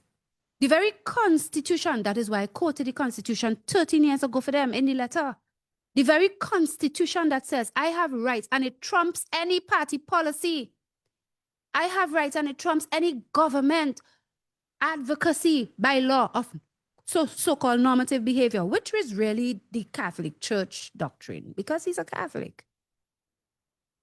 The very constitution that with the rights that are given to us by God inalienable, guaranteed protection thereof in the Constitution. That's supposed to trump so-called normative behavior, which is really just tradition of the Catholic Church. You see? You have no idea how much I would love to have everyone lined up on where our side of morality and values and value expression. You know that I would love that, but you also know, truth be told, there are those who just want to do an exercise. But what they want. I'm saying, for example, with respect to the responsibility that I have now. Listen. Which goes over to you as a church and to the church and Christian community. It will be so helpful to me and to the police force if people like yourself, who I recognize as influencers in society, are on board and say that we are on this thing together. And these are the sets of things for which we will not lend support. Caller, we can't take your call right now. We'll take a call after. But we don't have the time, and maybe that's a conversation for another day. The pastor was not saying that he is lending support to people who celebrate, who have parties on Easter, you know. He was just saying, look, I can't stop them. It's their freedom. I would love if they come to church. But to say, for Leacock to say, the Deputy PM, that with the responsibility that I have now, the He is now in government, he's the Deputy PM, and he's the Minister of National Security. And he is saying that with the responsibility he has now, it would be helpful to him and to the police if people like him, the pastor, would be on board and not lend their support to what he was complaining about to begin with. But the pastor wasn't supporting parties, you know. He was just saying, I'm lending my support to people's freedom. I can't force them to go to church. And you have to ask yourself to what extent government could get involved with laws and rules in doing that. You see?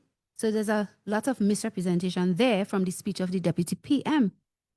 And you should not, in your position that you have now, you should not want to enforce any sort of religious tradition and festival, even if it has been tradition, even if it is loved and cherished by some, or even by a majority. Because governance is not governance for the majority alone. It is for all. And you cannot force people to reverence Easter. You just cannot. It is against the Constitution. It is against liberty of conscience. And you shouldn't even want to. Last remarks here.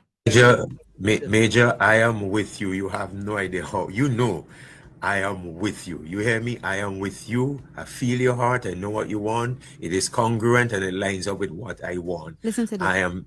My other point that we have to debate is simply that to what extent do we, and I think this came to the fore during the COVID issue, to what extent do we Did he bring it back up? COVID infringe on what people consider to be a territory, my right to make these decisions for myself. And it's a needle that has to be threaded carefully, okay?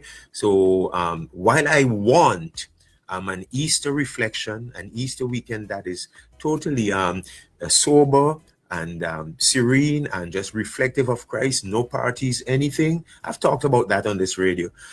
Enough times I've talked about it. While I want that personally, I am also aware of the tensions in telling people, hey, you could do this, but you can't do this. I have seen it come to the fore, like I said, with the COVID mandate, that they're like, government can't decide this for me. And so it becomes an issue similar to that. So, but I appreciate you, Major, bringing that up. I said the other part of the challenge, it has to be a St. Vincent for all Vincentians. It has to be a St. Vincent force policy as well. You hear that? And that has it has to be a St. Vincent for all Vincentians. It has to be a St. Vincent first policy. But what does that look like? What is a St. Vincent first policy? Exalting Easter tradition by law against for everybody to follow? Hear what the pastor will say. Problems. Major Leacock, you just said it. It has to be a St. Vincent for all Vincentians. It does not have to be merely a St. Vincent for ULP or NDP. It cannot be a St. Vincent just for Christians, as much as I would want that. Wow. It cannot be a St. Vincent just for Christians. It has to be a St. Vincent for all Vincentians. You would appreciate what I just said. All the best to you. Thank you, Lord. There you have it.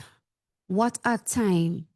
13 years later, the same individual who, while in opposition, was advocating the adoption of a policy to dictate to people's conscience in religious matters, is now Deputy Prime Minister and is advocating that the state should be able to pass rules to dictate to people's conscience some reverence for Easter, that they should not have any freedom, quote unquote, to do other activities apart from church on Easter because maybe they disagree with Easter or they don't care for it. And I am saying to you, with the knowledge that we have about what Easter represents, that it represents Sunday exaltation, this bodes not well, or this does not bode well for the very near future. Now, we know before what the very near future is. It is a global Sunday law. We know the world will follow America. We know miracles from Protestants, apostate Protestants in America will deceive.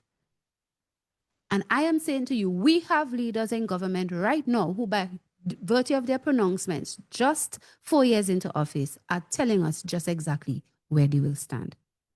Sister Saul Angel says, what happened to you publicly 13 years ago was a warning to St. Vincentians about this pro-Catholic party, which is playing out on a national level. Let me read that again. what happened to you publicly 13 years ago was a warning to St. Vincentians about this pro-Catholic party, which is playing out on a national level. Absolutely, Sister Sun Angel. And Brother Peter Henry says that St. Vincent first really means the Pope first. Yes, and that is what America first in America has been saying too. America first is Christian nationalism. So St. Vincent first will be St. Vincent Christian nationalism. Christian nationalism, St. Vincent branch. Because notice the context in which he says St. Vincent first. What? We must put the religious exaltation of Easter for the Christians in St. Vincent. We must put that first. Maybe Leacock should think of enforcing the 10 Commandments too and see what happens, Sister Memory Lane Antique says. Brother Midan says governments today are bought and sold by the king of the south. They cannot be trusted. And then you have those also who are pro the king of the north, like what we are seeing here. None of them are converted. Brother Medina counseled us under the conviction of God when he said he will not be staining his finger for any party because whoever goes there will support the Sunday law. And his words are coming to pass. You see, this is something that I want us to recognize. Brethren, you need to trust the counsels of your church. You need to recognize that God is in us. He is with us. He works with us. And when he shows us something for our own good, we need to listen so that we wouldn't make mistakes. Sister Denise says, this man is so right done with arrogance too. He will give our brethren trouble. I had to remind her, he already did in the past. And history, by apprising us of the past, will help us to know of the future, Thomas Jefferson said. Sister White says, we have nothing to fear except we forget the way the Lord has led us. And we were supposed to remember. Brother Calvert had said, open your eyes and see, fulfilling of prophecy, Sunday lost susceptibility. And Sister Ashley said, and fast. Open your eyes fast, in other words. Brother Michael says, so having a liberty of conscience way of thinking is what has society that way? It is sin has society that way, not leaving society free for the rights and freedom of man not to be violated. Brother Tommy asks, how going to church on a Sunday will make a person a moral being? Good question. How celebrating Easter will make you moral? When Easter was used by Satan through popes to destroy God's moral law of the 7-day Sabbath. Listen to me. First of all, Easter is a bunch of paganism. Easter goes against the law of God that says have no other gods. Pardon me. Have no other gods before God. History clearly shows us, in the first place, Easter is not in the Bible. The name Easter is not in the Bible. Easter was given by the Roman Catholic Church following paganism. Let me just show you these charts to remind you of this. Ever wonder why, right? Ever wonder why the Easter dates are always set after the full moon of that period there of the first Jewish month? Usually around that time. But ever wonder why it's always set that way? Let me just bring up this here to show you this quickly. We have no biblical authority from God to celebrate Easter. None.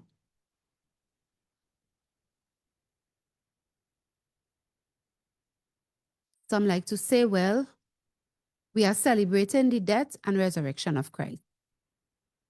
Concerning the death and resurrection of Jesus Christ, the Bible plainly shows us that Christ fulfilled the feast by being put to death on the 14th of Nisan as the Passover, the 14th of the first month in the Jewish calendar.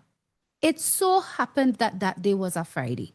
But if you check the 14th of Nisan every single year, it doesn't always fall on a Friday, just as your birth date doesn't always fall on the same day every year. So Christ died on the 6th day of the week, which was a Friday, but most importantly, it was the 14th of the first month. If he didn't die on the 14th, he could not have fulfilled being the Passover lamb, because the Passover lamb was supposed to be slain on the 14th. And he rose on the 16th of the first month, which is when the first fruits were waved, and that in that time happened to be the first day of the week, Sunday. The Bible doesn't even say Sunday, it says on the first day of the week. Okay? Because that is what the 16th of Nisan was. So he was the Passover sacrifice for us, and he was the first fruits waved before God, resurrected. The Bible only spoke of the dates of these events, not the days. So the Bible doesn't exalt Friday, Good Friday, and Sunday, Easter Sunday. The Bible shows Christ died on the 14th of Nisan and he rose on the 16th of Nisan, showing that he was the true Passover lamb. He was the true first fruits waved unto God. That is what the scripture shows. It is the day. It is, the date that counts, the 14th and the 16th of Nisan. Not the day, but the date. Okay? And whenever you take the Passover dates, the 14th, when he dies, and the 16th of Nisan, the first Jewish month in the calendar, when you take the dates, usually you don't get them being the same dates that they set for Easter. So where do they come up with these dates from? And it's always a Friday and it's always a Sunday. Where they get that from? Not the Bible. In the book of Corinthians, when God gave the new Passover, he said through his apostle Paul, as oft as you do this, you do show the Lord's death till he comes. And he says, you do it in remembrance of me.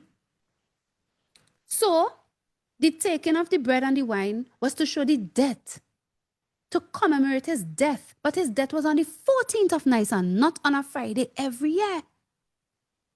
He did not command a date or a day to take the bread and the wine and show the meaning of his death.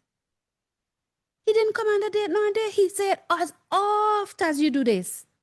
That's what the scripture shows. As oft as you do this. Grace and peace to you, Vicky Gory. Nice to be with us.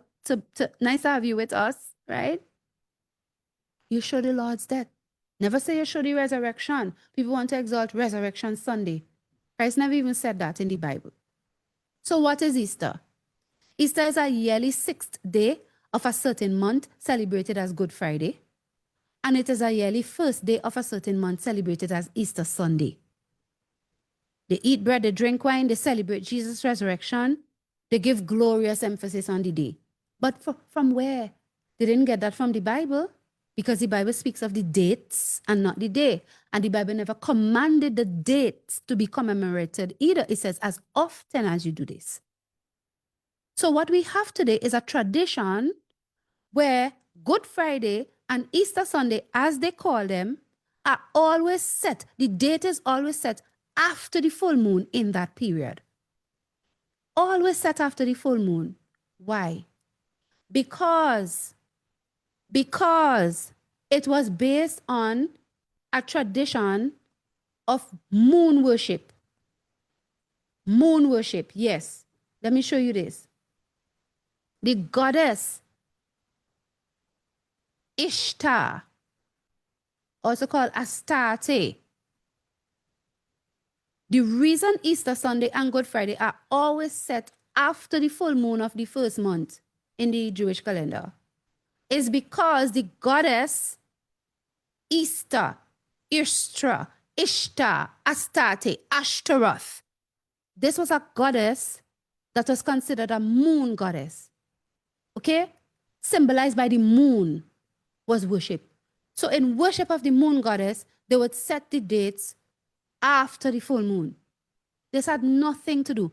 That's why they don't use the 14th of Nisan. If you want to know when the Jews celebrate Passover, you go and you look on the Jewish calendar to see when is the 14th of Nisan this year, when is the 16th of Nisan for the Passover and the first fruits. Usually you don't get the same dates that have been set for Easter, because Easter has nothing to do with the true commemoration of the Passover and the waving of the first fruits in the Bible.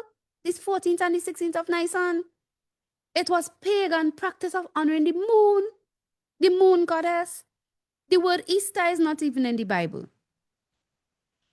And the Catholic Church, who tried to get the pagans to come into their church, they adopted their traditions, their practices, like Easter, like Christmas, like Sunday, the sun worship, and give the world those traditions.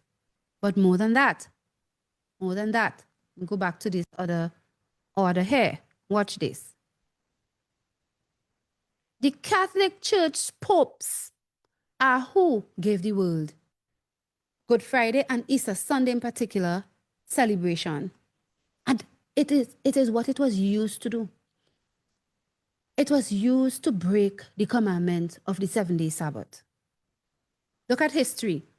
Sunday exaltation in the 7-day Sabbath keeping churches. It happened from the time of Christ into the early church with the disciples, right down. Even we see John in the book of Revelation chapter 1, saying he was in the Spirit on the Lord's Day, which is the 7-day Sabbath, 96 after Christ's birth. The early Christians kept the 7-day Sabbath. But from around 143 to 158 after Christ's birth, we have the first introduction of Sunday exaltation into the church by Pope Pius I, Bishop of Rome. Who first gave the world Sunday exaltation and how? Using what? It was a Pope of the Roman Catholic Church who first exalted Sunday and pushed it upon the churches who all the time were known for keeping the 7-day Sabbath. But here how they got them to begin to look at Sunday as favorable. By pushing it upon the people as the celebration of the death and the resurrection of Jesus Christ. It entered into the church as a Passover Sunday, celebrating the resurrection of Christ. They know that Christians would acknowledge Christ's death and his resurrection. They used something that was common to Christians to push the exaltation of Sunday, Pope Pius I. So Sunday exaltation entered into 7-day Sabbath keeping churches as a Passover Sunday, celebrating the resurrection of Christ. But it wasn't just by encouragement, it was by law. Sunday Passover was brought before the church by Pius I from 143 after Christ's birth to 158. By 325 after Christ's birth, it became enforced and decreed by the law for all to follow. I remember Joel Webon and Nick Fuentes talking about what they want to see in terms of Christian nationalism and so on. And they said they want to see the Nicene Creed enforced in law. They want to see everybody follow the Nicene brand of Christianity. Well, the Nicene Creed, okay, the Council of Nicaea, they enforced and exalted Sunday. So it is Catholic doctrine, it is Catholic law. That is how Sunday came into the churches. Through Easter celebrations, look at this wider chart here. I think this is the one I had on my flyer. Easter celebrations came as a Sunday Passover celebrating the resurrection of Jesus in 143 to 158 after Christ's birth. Then by 325 after Christ's birth, it was made a national law in the Council of Nicaea, punishing those who didn't follow, punishing the dissenters. That's what Leacock wants again. He wants a restriction on people who don't want to honor and respect or reverence Sunday. But that is Nicene law, that is Catholic law, that is not the law of the Bible.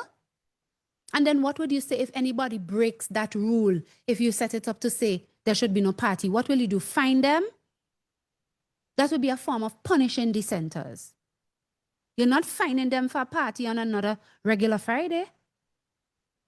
So who say that Friday in particular should be special? The Catholic Church, the popes. Who say that Sunday in particular should be special? The Catholic Church, the popes. So it's like the Pope ruling in St. Vincent law and punishing people for not following it. That is a recipe for the Sunday law to come. This is what we are saying to you. This is horrible. Brother Ray says it is foolish to venerate the weapon that was used to destroy the portal which offers to us true holiness and our identity as the people of God. There remaineth a Sabbath keeping to the people of God. Hebrews chapter 4 and verse 9. You think you could make people holy. You think you could make people stay off of gun and shooting and violence and be better in society and make it better for the police force and the national security ministry, which you are the head of. You think you could make it better by enforcing Easter? Easter was used to exalt Sunday against God's holy 7-day Sabbath. That's the only day God said could keep holy. That's the only day men could be holy to keep holy. Remember the Sabbath day to keep it holy. Not remember Sunday, not remember Resurrection Sunday, not remember Easter Sunday and Good Friday to keep it holy. You cannot make people holy by forcing Easter upon people. You cannot stop crime and reduce crime and make it better for the police and better for the Ministry of National Security by forcing Easter upon people. Because you see, sister, Amen, Brother Ray. the very existence of Easter is sin in itself. Yes, because it is the exaltation of Didn't a hear moon Brother God. Calvert said, sorry. I was saying the very existence of Easter is sin. It is the exaltation of a false god, a moon It is goddess. sinning. It is sin. Have no other gods before So to me. enforce that upon people, to force people's consciences to accept and celebrate Easter, is to force them to sin. So, Yes. So how is it going to make society better? Exactly. You're How is it going enforcing to make the transgression. criminal put down his gun and his knife and his cutlass and his weaponry? How is it going to put down stealing and rape and plundering and murder in the minds of a criminal, in the mind of criminals? It will not. It will not do it. It is Can't. sin. It is encouraging transgression against Yahweh God, the creator of heaven and earth and all mankind. So it is encouraging having other gods because the moon goddess is another god. It is encouraging making graven images and bowing down and worshiping them. The moon is a creation that you make an image, you exalt it in your mind. Now you will say, well, I ain't worshiping no moon, Sister Anissa.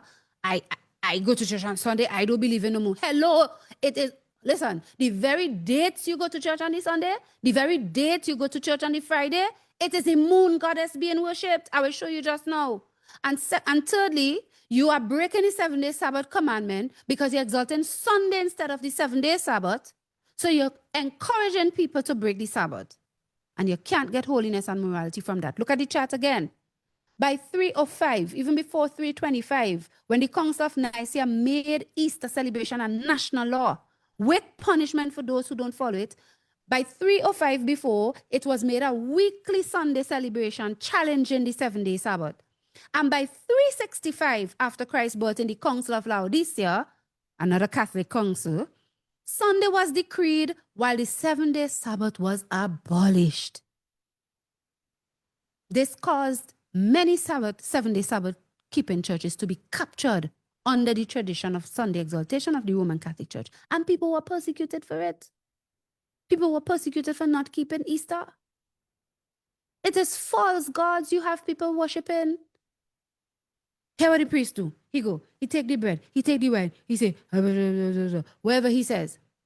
And he praying and he claim that he turned the bread and the wine into the body, soul, divinity, blood of Jesus Christ. That is pantheism. When you take the Eucharist on Easter Sunday and Good Friday, you are saying you have the continual death and resurrection of Christ in the Eucharistic Sunday. It is pantheism. You are saying that, watch this, you are saying the priest is a God who praying because he could turn bread into body, he could turn wine into blood, right? And here it is, he creating a God.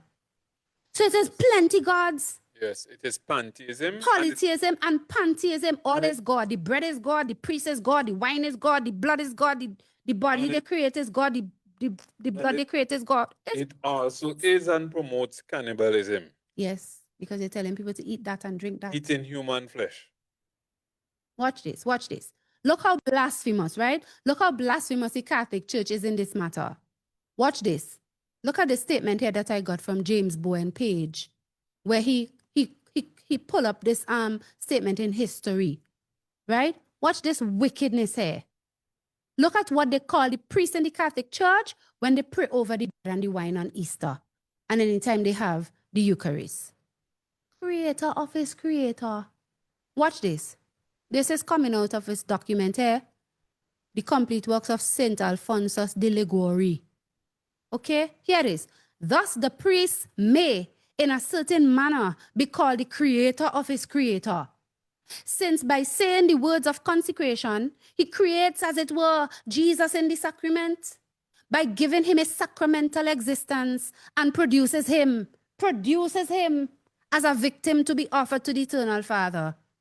As in creating the world, it was sufficient for God to have said, let it be made, and it was created, he spoke.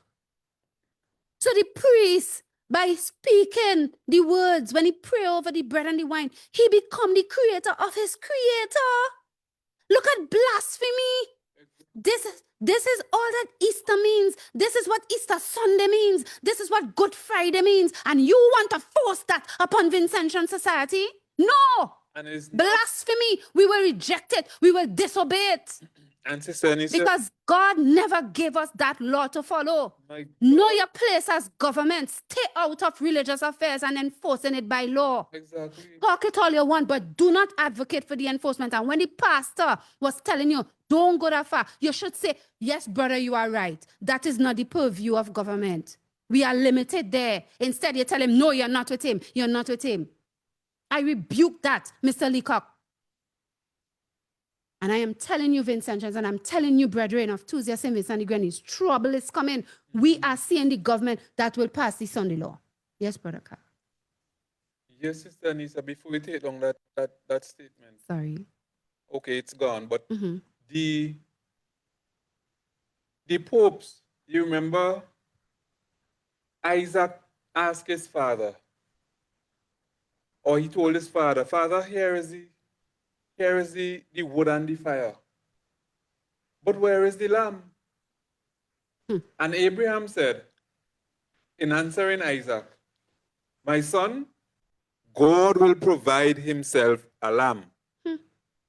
Well, the popes are telling us and telling the world that they will provide the lamb for God. Blasphemy. That is blasphemous and arrogant to the highest order. And that is what Mr. Leacock wants to force upon my conscience. Well, I reject it. Amen. Watch this last chart here on this, and then I want to show you the Amen, new. Brother Calvert. Very, very brief. I know our time is up. Watch. Crucifying Christ afresh. You see the priest there? You see the wine? You see the wafer? It's not even unleavened bread.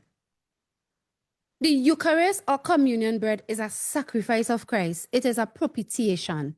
That is what they are saying, you know. They make over the body, they make over the blood.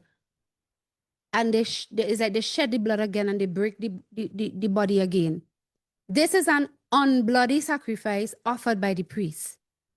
It is the very blood, body, soul, and divinity of Christ that is offered for sins. It is fully attached to Sunday.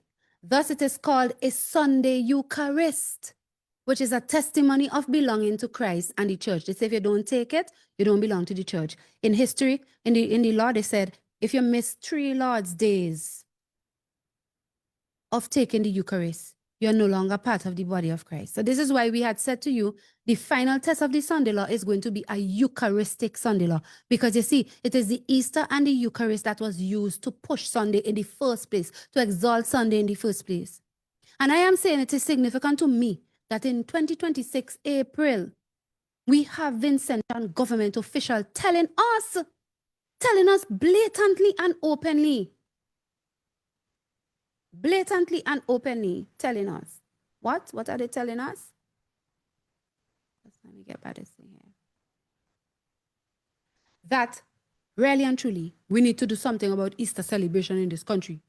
And it has to be reverent, and we should be able to use the law to do it. That is not good at all. Eucharistic Sunday law is coming for Vincentians too. You better wake up. Watch this. Just a few examples. Every time they set the Easter date is always after the full moon. This was 2021. Watch here. Watch. You could see the full moon here, down in your left-hand corner. It was the 28th of March. You see the full moon, you see the arrow here. Right? This was the Sunday, the 28th of March was the full moon. So by the time you go to now, the next Sunday, that was the Easter Sunday. So the Friday would have been the Good Friday. And this date here, the 4th of April, was chosen as the Easter Sunday. So it was the first Sunday after the full moon. They always do it. Watch. That was 2021. Watch this. This is 2022. The same thing. The full moon was the 16th of April, 2022. That was a Saturday. What did they do? They chose the day after, the Sunday, the 17th, to be Easter Sunday. Always the first Sunday after the full moon. Right? Watch again. This was April. Now, just now. This was 2024. I'll go back to that. 2024. March, they set the Easter dates. Watch. The full moon was the 25th. So if the 25th of March was the full moon, it was a Monday.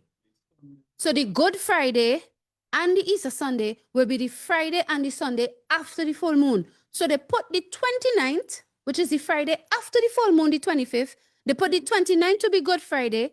And the Sunday after that, the 31st, they put to be what? Easter Sunday. It's always the Friday and the Sunday after the full moon. Why? Why? And by the way, that same year, if you were to check the Jewish calendar to see when was really the 14th and the 16th of Nisan, the real dates when Christ died and was resurrected, it didn't have nothing to do with that 29th March and 31st March date. Look at what the real date was in 2024 for the 14th of Nisan. It was the 22nd of April. And the 16th, the resurrection, was the 24th of April. So the 22nd and the 24th of April. But they had their Easter in the 2024 on the 29th of March and the 31st of March. Have nothing to do with the 14th and the 16th of Nisan. Why are they faithful to the full moon? They didn't even say, well, all right, if we want to recognize Christ's death and his resurrection, let's go back to the dates when it actually happened. And by the way, those dates, the 14th of Nisan and the 16th of Nisan in 2024, they weren't even a Friday and a Sunday. They were a Monday and a Wednesday. You see? So no exaltation of Friday and Good Friday and exaltation of Easter Sunday. And this is what, look, it happened this year too. I come forward to 2026. My last example. Look at 2026. The full moon date. The full moon date was what? The Thursday. Look at here. You see the word full. Thursday, the 2nd of April was the full moon. Look at here. This year, 2026. They put the day right after, the 3rd, as Good Friday, and they put the Sunday right after the 5th as Easter Sunday. Again, the Friday and the Sunday after the full moon. Had nothing to do with the actual dates in history when Christ died and when he resurrected. And by the way, even though we could know the dates when he died and he resurrected, Christ never told us we are bounded by any command to keep the dates. Because he said, as oft as you do it in remembrance of me. And so we see, Brother Vicky is saying, true and authentic facts have been 1,000 miles away from the church regarding all truths. You see? And that's why we are saying, you cannot come. How dare you? You cannot come and tell us we must reverence no Easter. Because God never told us to reverence Easter. God never told us to do that. Paganism told man to do that.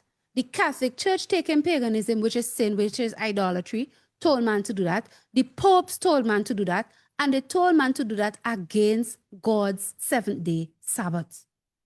Yes, my dear people, that is what Easter is about. It makes you go against the 7-day Sabbath of Yahweh, our God. It makes you break it down. It makes you transgress it. And all it will do for you is cause you when the time comes for Sunday law to be susceptible to receiving a Sunday law, because you already have the tradition of exalting Sunday through Easter Sunday and through Good Friday celebrations. And it must be known that it is only God, Yahweh God, the Creator, who reserves the right to command doctrines and morals for his people, for his creation. Only God has that right. Amen. Amen. So when we tell you, and we're wrapping up here now, as we're finished basically, because when we tell you we reject Sunday exaltation, we reject the mark of the beast for the Catholic Church, no, because it is their mark, and the mark of the beast when it comes as a law to be enforced, we reject it. Sunday is nothing special. Easter Sunday is nothing special. It is not holy. It is not Christian. Because Christ didn't keep no Sunday. Luke chapter 4 and verse 16 tells us plainly that Jesus Christ kept the Sabbath, the 7-day Sabbath. So Easter Sunday is not Christian. Christian is after Christ. In Luke chapter 4 verse 16, it says, and he came to Nazareth where he had been brought up, and as his custom was, he went into the synagogue on the Sabbath day and stood up to read. That is what Jesus did. You want to talk about what is normative, Mr. Leacock? The normative thing, the tradition of Christ and Christianity, the custom of Jesus Christ was to keep the 7-day Sabbath, not Sunday. And he never told a government that they should enforce the 7-day Sabbath either, let alone Sunday that he never kept and he never commanded us to keep. In Mark chapter 2 and verse 27 and 28, we are told, and he said unto them the words of Christ in red, the Sabbath was made for man, and not man for the Sabbath. Therefore, the Son of Man is Yahweh also of the Sabbath. So Jesus, who is the Christ, he is God, Yahweh of the Sabbath, the 7-day Sabbath, not of Sunday. So you cannot call Easter Sunday Christian. It is not after Christ. Sunday is a barren day. On the first day of the week, God now started to work. The place was barren. The earth was without form and void, and darkness was upon the face of the deep. And then God said, let there be light, and there was light. There was nothing. It's a barren day. It's a works day. If the people want to do their works and their work to make money is to throw a party that they know they will have people come to, they could do that. It's not the Sabbath. Only the 7-day Sabbath is a day, thou shalt not do any work therein. But Sundays are works day, a regular working day. The state may have made it a holiday, governments in the past, etc. But it is a works day. If I want to work on that day, I could work on that day. You know what? It is arrogance day. Because it is the popes that say, oh, keep Sunday the first day of the week. Because by the authority of the Catholic Church, we overrule God's law. We read it before. That is the height of arrogance. So Sunday is arrogance day. It is Antichrist day. Because it is Pope Pius. It is Pope Sylvester. And all those popes in history, the bishops of Rome of the Catholic Church, who said they are God on earth. They are God with God. That's what we were telling you all 13 years ago. And you curse us for it. You say I'm rude. You say I was disrespectful. You fired me from a job. I shouldn't eat. I shouldn't pay my rent. I shouldn't do anything. Because you want to enforce Antichrist teachings in your party institution, rules, policies, and now you want to enforce it into the state. But that is Antichrist Day. We will not honor it. We will not treat it as special. We will not exalt it. And it is Lucifer's day. Because Revelation 13 and verse 2 thereabout tells us that it is the dragon Satan, who was once called Lucifer, that gave the Roman Catholic Church its seat, its power, and great authority. So when people follow the Catholic Church in Sunday exaltation, in Easter exaltation, they are following Lucifer. They're following the one who was once called Lucifer, Satan. They're following the devil. They're following the dragon. And we have no duty under God to exalt that as special. Nobody, not even the party goer, who I would love it if he would repent of his sins, accept the truths of Christ and become converted and keep God's 10 commandments, including the Sabbath. Not even he has a duty to treat Easter Sunday as special, because it is not.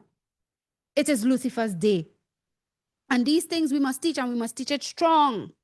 And we must not be afraid. In the Bible, Sunday is a pejorative name day. Sunday has nothing holy and special about it. You know what has something holy and special about it? Mr. Prime Minister, Deputy Prime Minister? It is the 7-day Sabbath. You see, resurrection shows that God creates. Because the man who was dead is brought to life again. Resurrection shows that God is creator. Therefore, resurrection points to the 7-day Sabbath. All resurrected bodies and Jesus' resurrected body are creations of God. The 7-day Sabbath is a sign that God created. Thus, the 7-day Sabbath is a sign of the resurrection, which is God's creating. Not Sunday. Sunday don't show anything. Sunday is an incomplete work because God now started to create. But the 7-day Sabbath, by the end of the week, he had made everything. Everything was good and perfect and complete. And he rested on the 7-day Sabbath. So the 7-day Sabbath is a sign of God's creative power, and resurrection is an example of what God created, the resurrected body. Therefore, the resurrection points to the 7-day Sabbath, not Sunday. The resurrection points to the Sabbath, or the Sabbath points to the resurrection, not Sunday. Because it shows that the Creator could give life, physical and spiritual. These are the beautiful things that we have taught in our church from the Bible. And we will not have you tell us by law that we must honor Sunday as the resurrection. We will not have you tell us that. The resurrection of Christ as the first fruits is an act of recreation, God creating life in him again in the man's body, and it points to the 7-day Sabbath. The Bible tells us in Exodus chapter 20, verses 8 to 11, that the reason we remember the Sabbath day to keep it holy, which is the 7th day, is because for in 6 days Yahweh made heaven and earth, the sea, and all that in them is. Wherefore, Yahweh rested on the Sabbath day, and he hallowed it. He rested. He made heaven and earth, the sea, and all that in them is, and he rested the Sabbath day. Wherefore, Yahweh rested on the Sabbath day, and he hallowed it. And so I am telling you, my dear brethren, we are facing a government that is going to bring the Sunday law.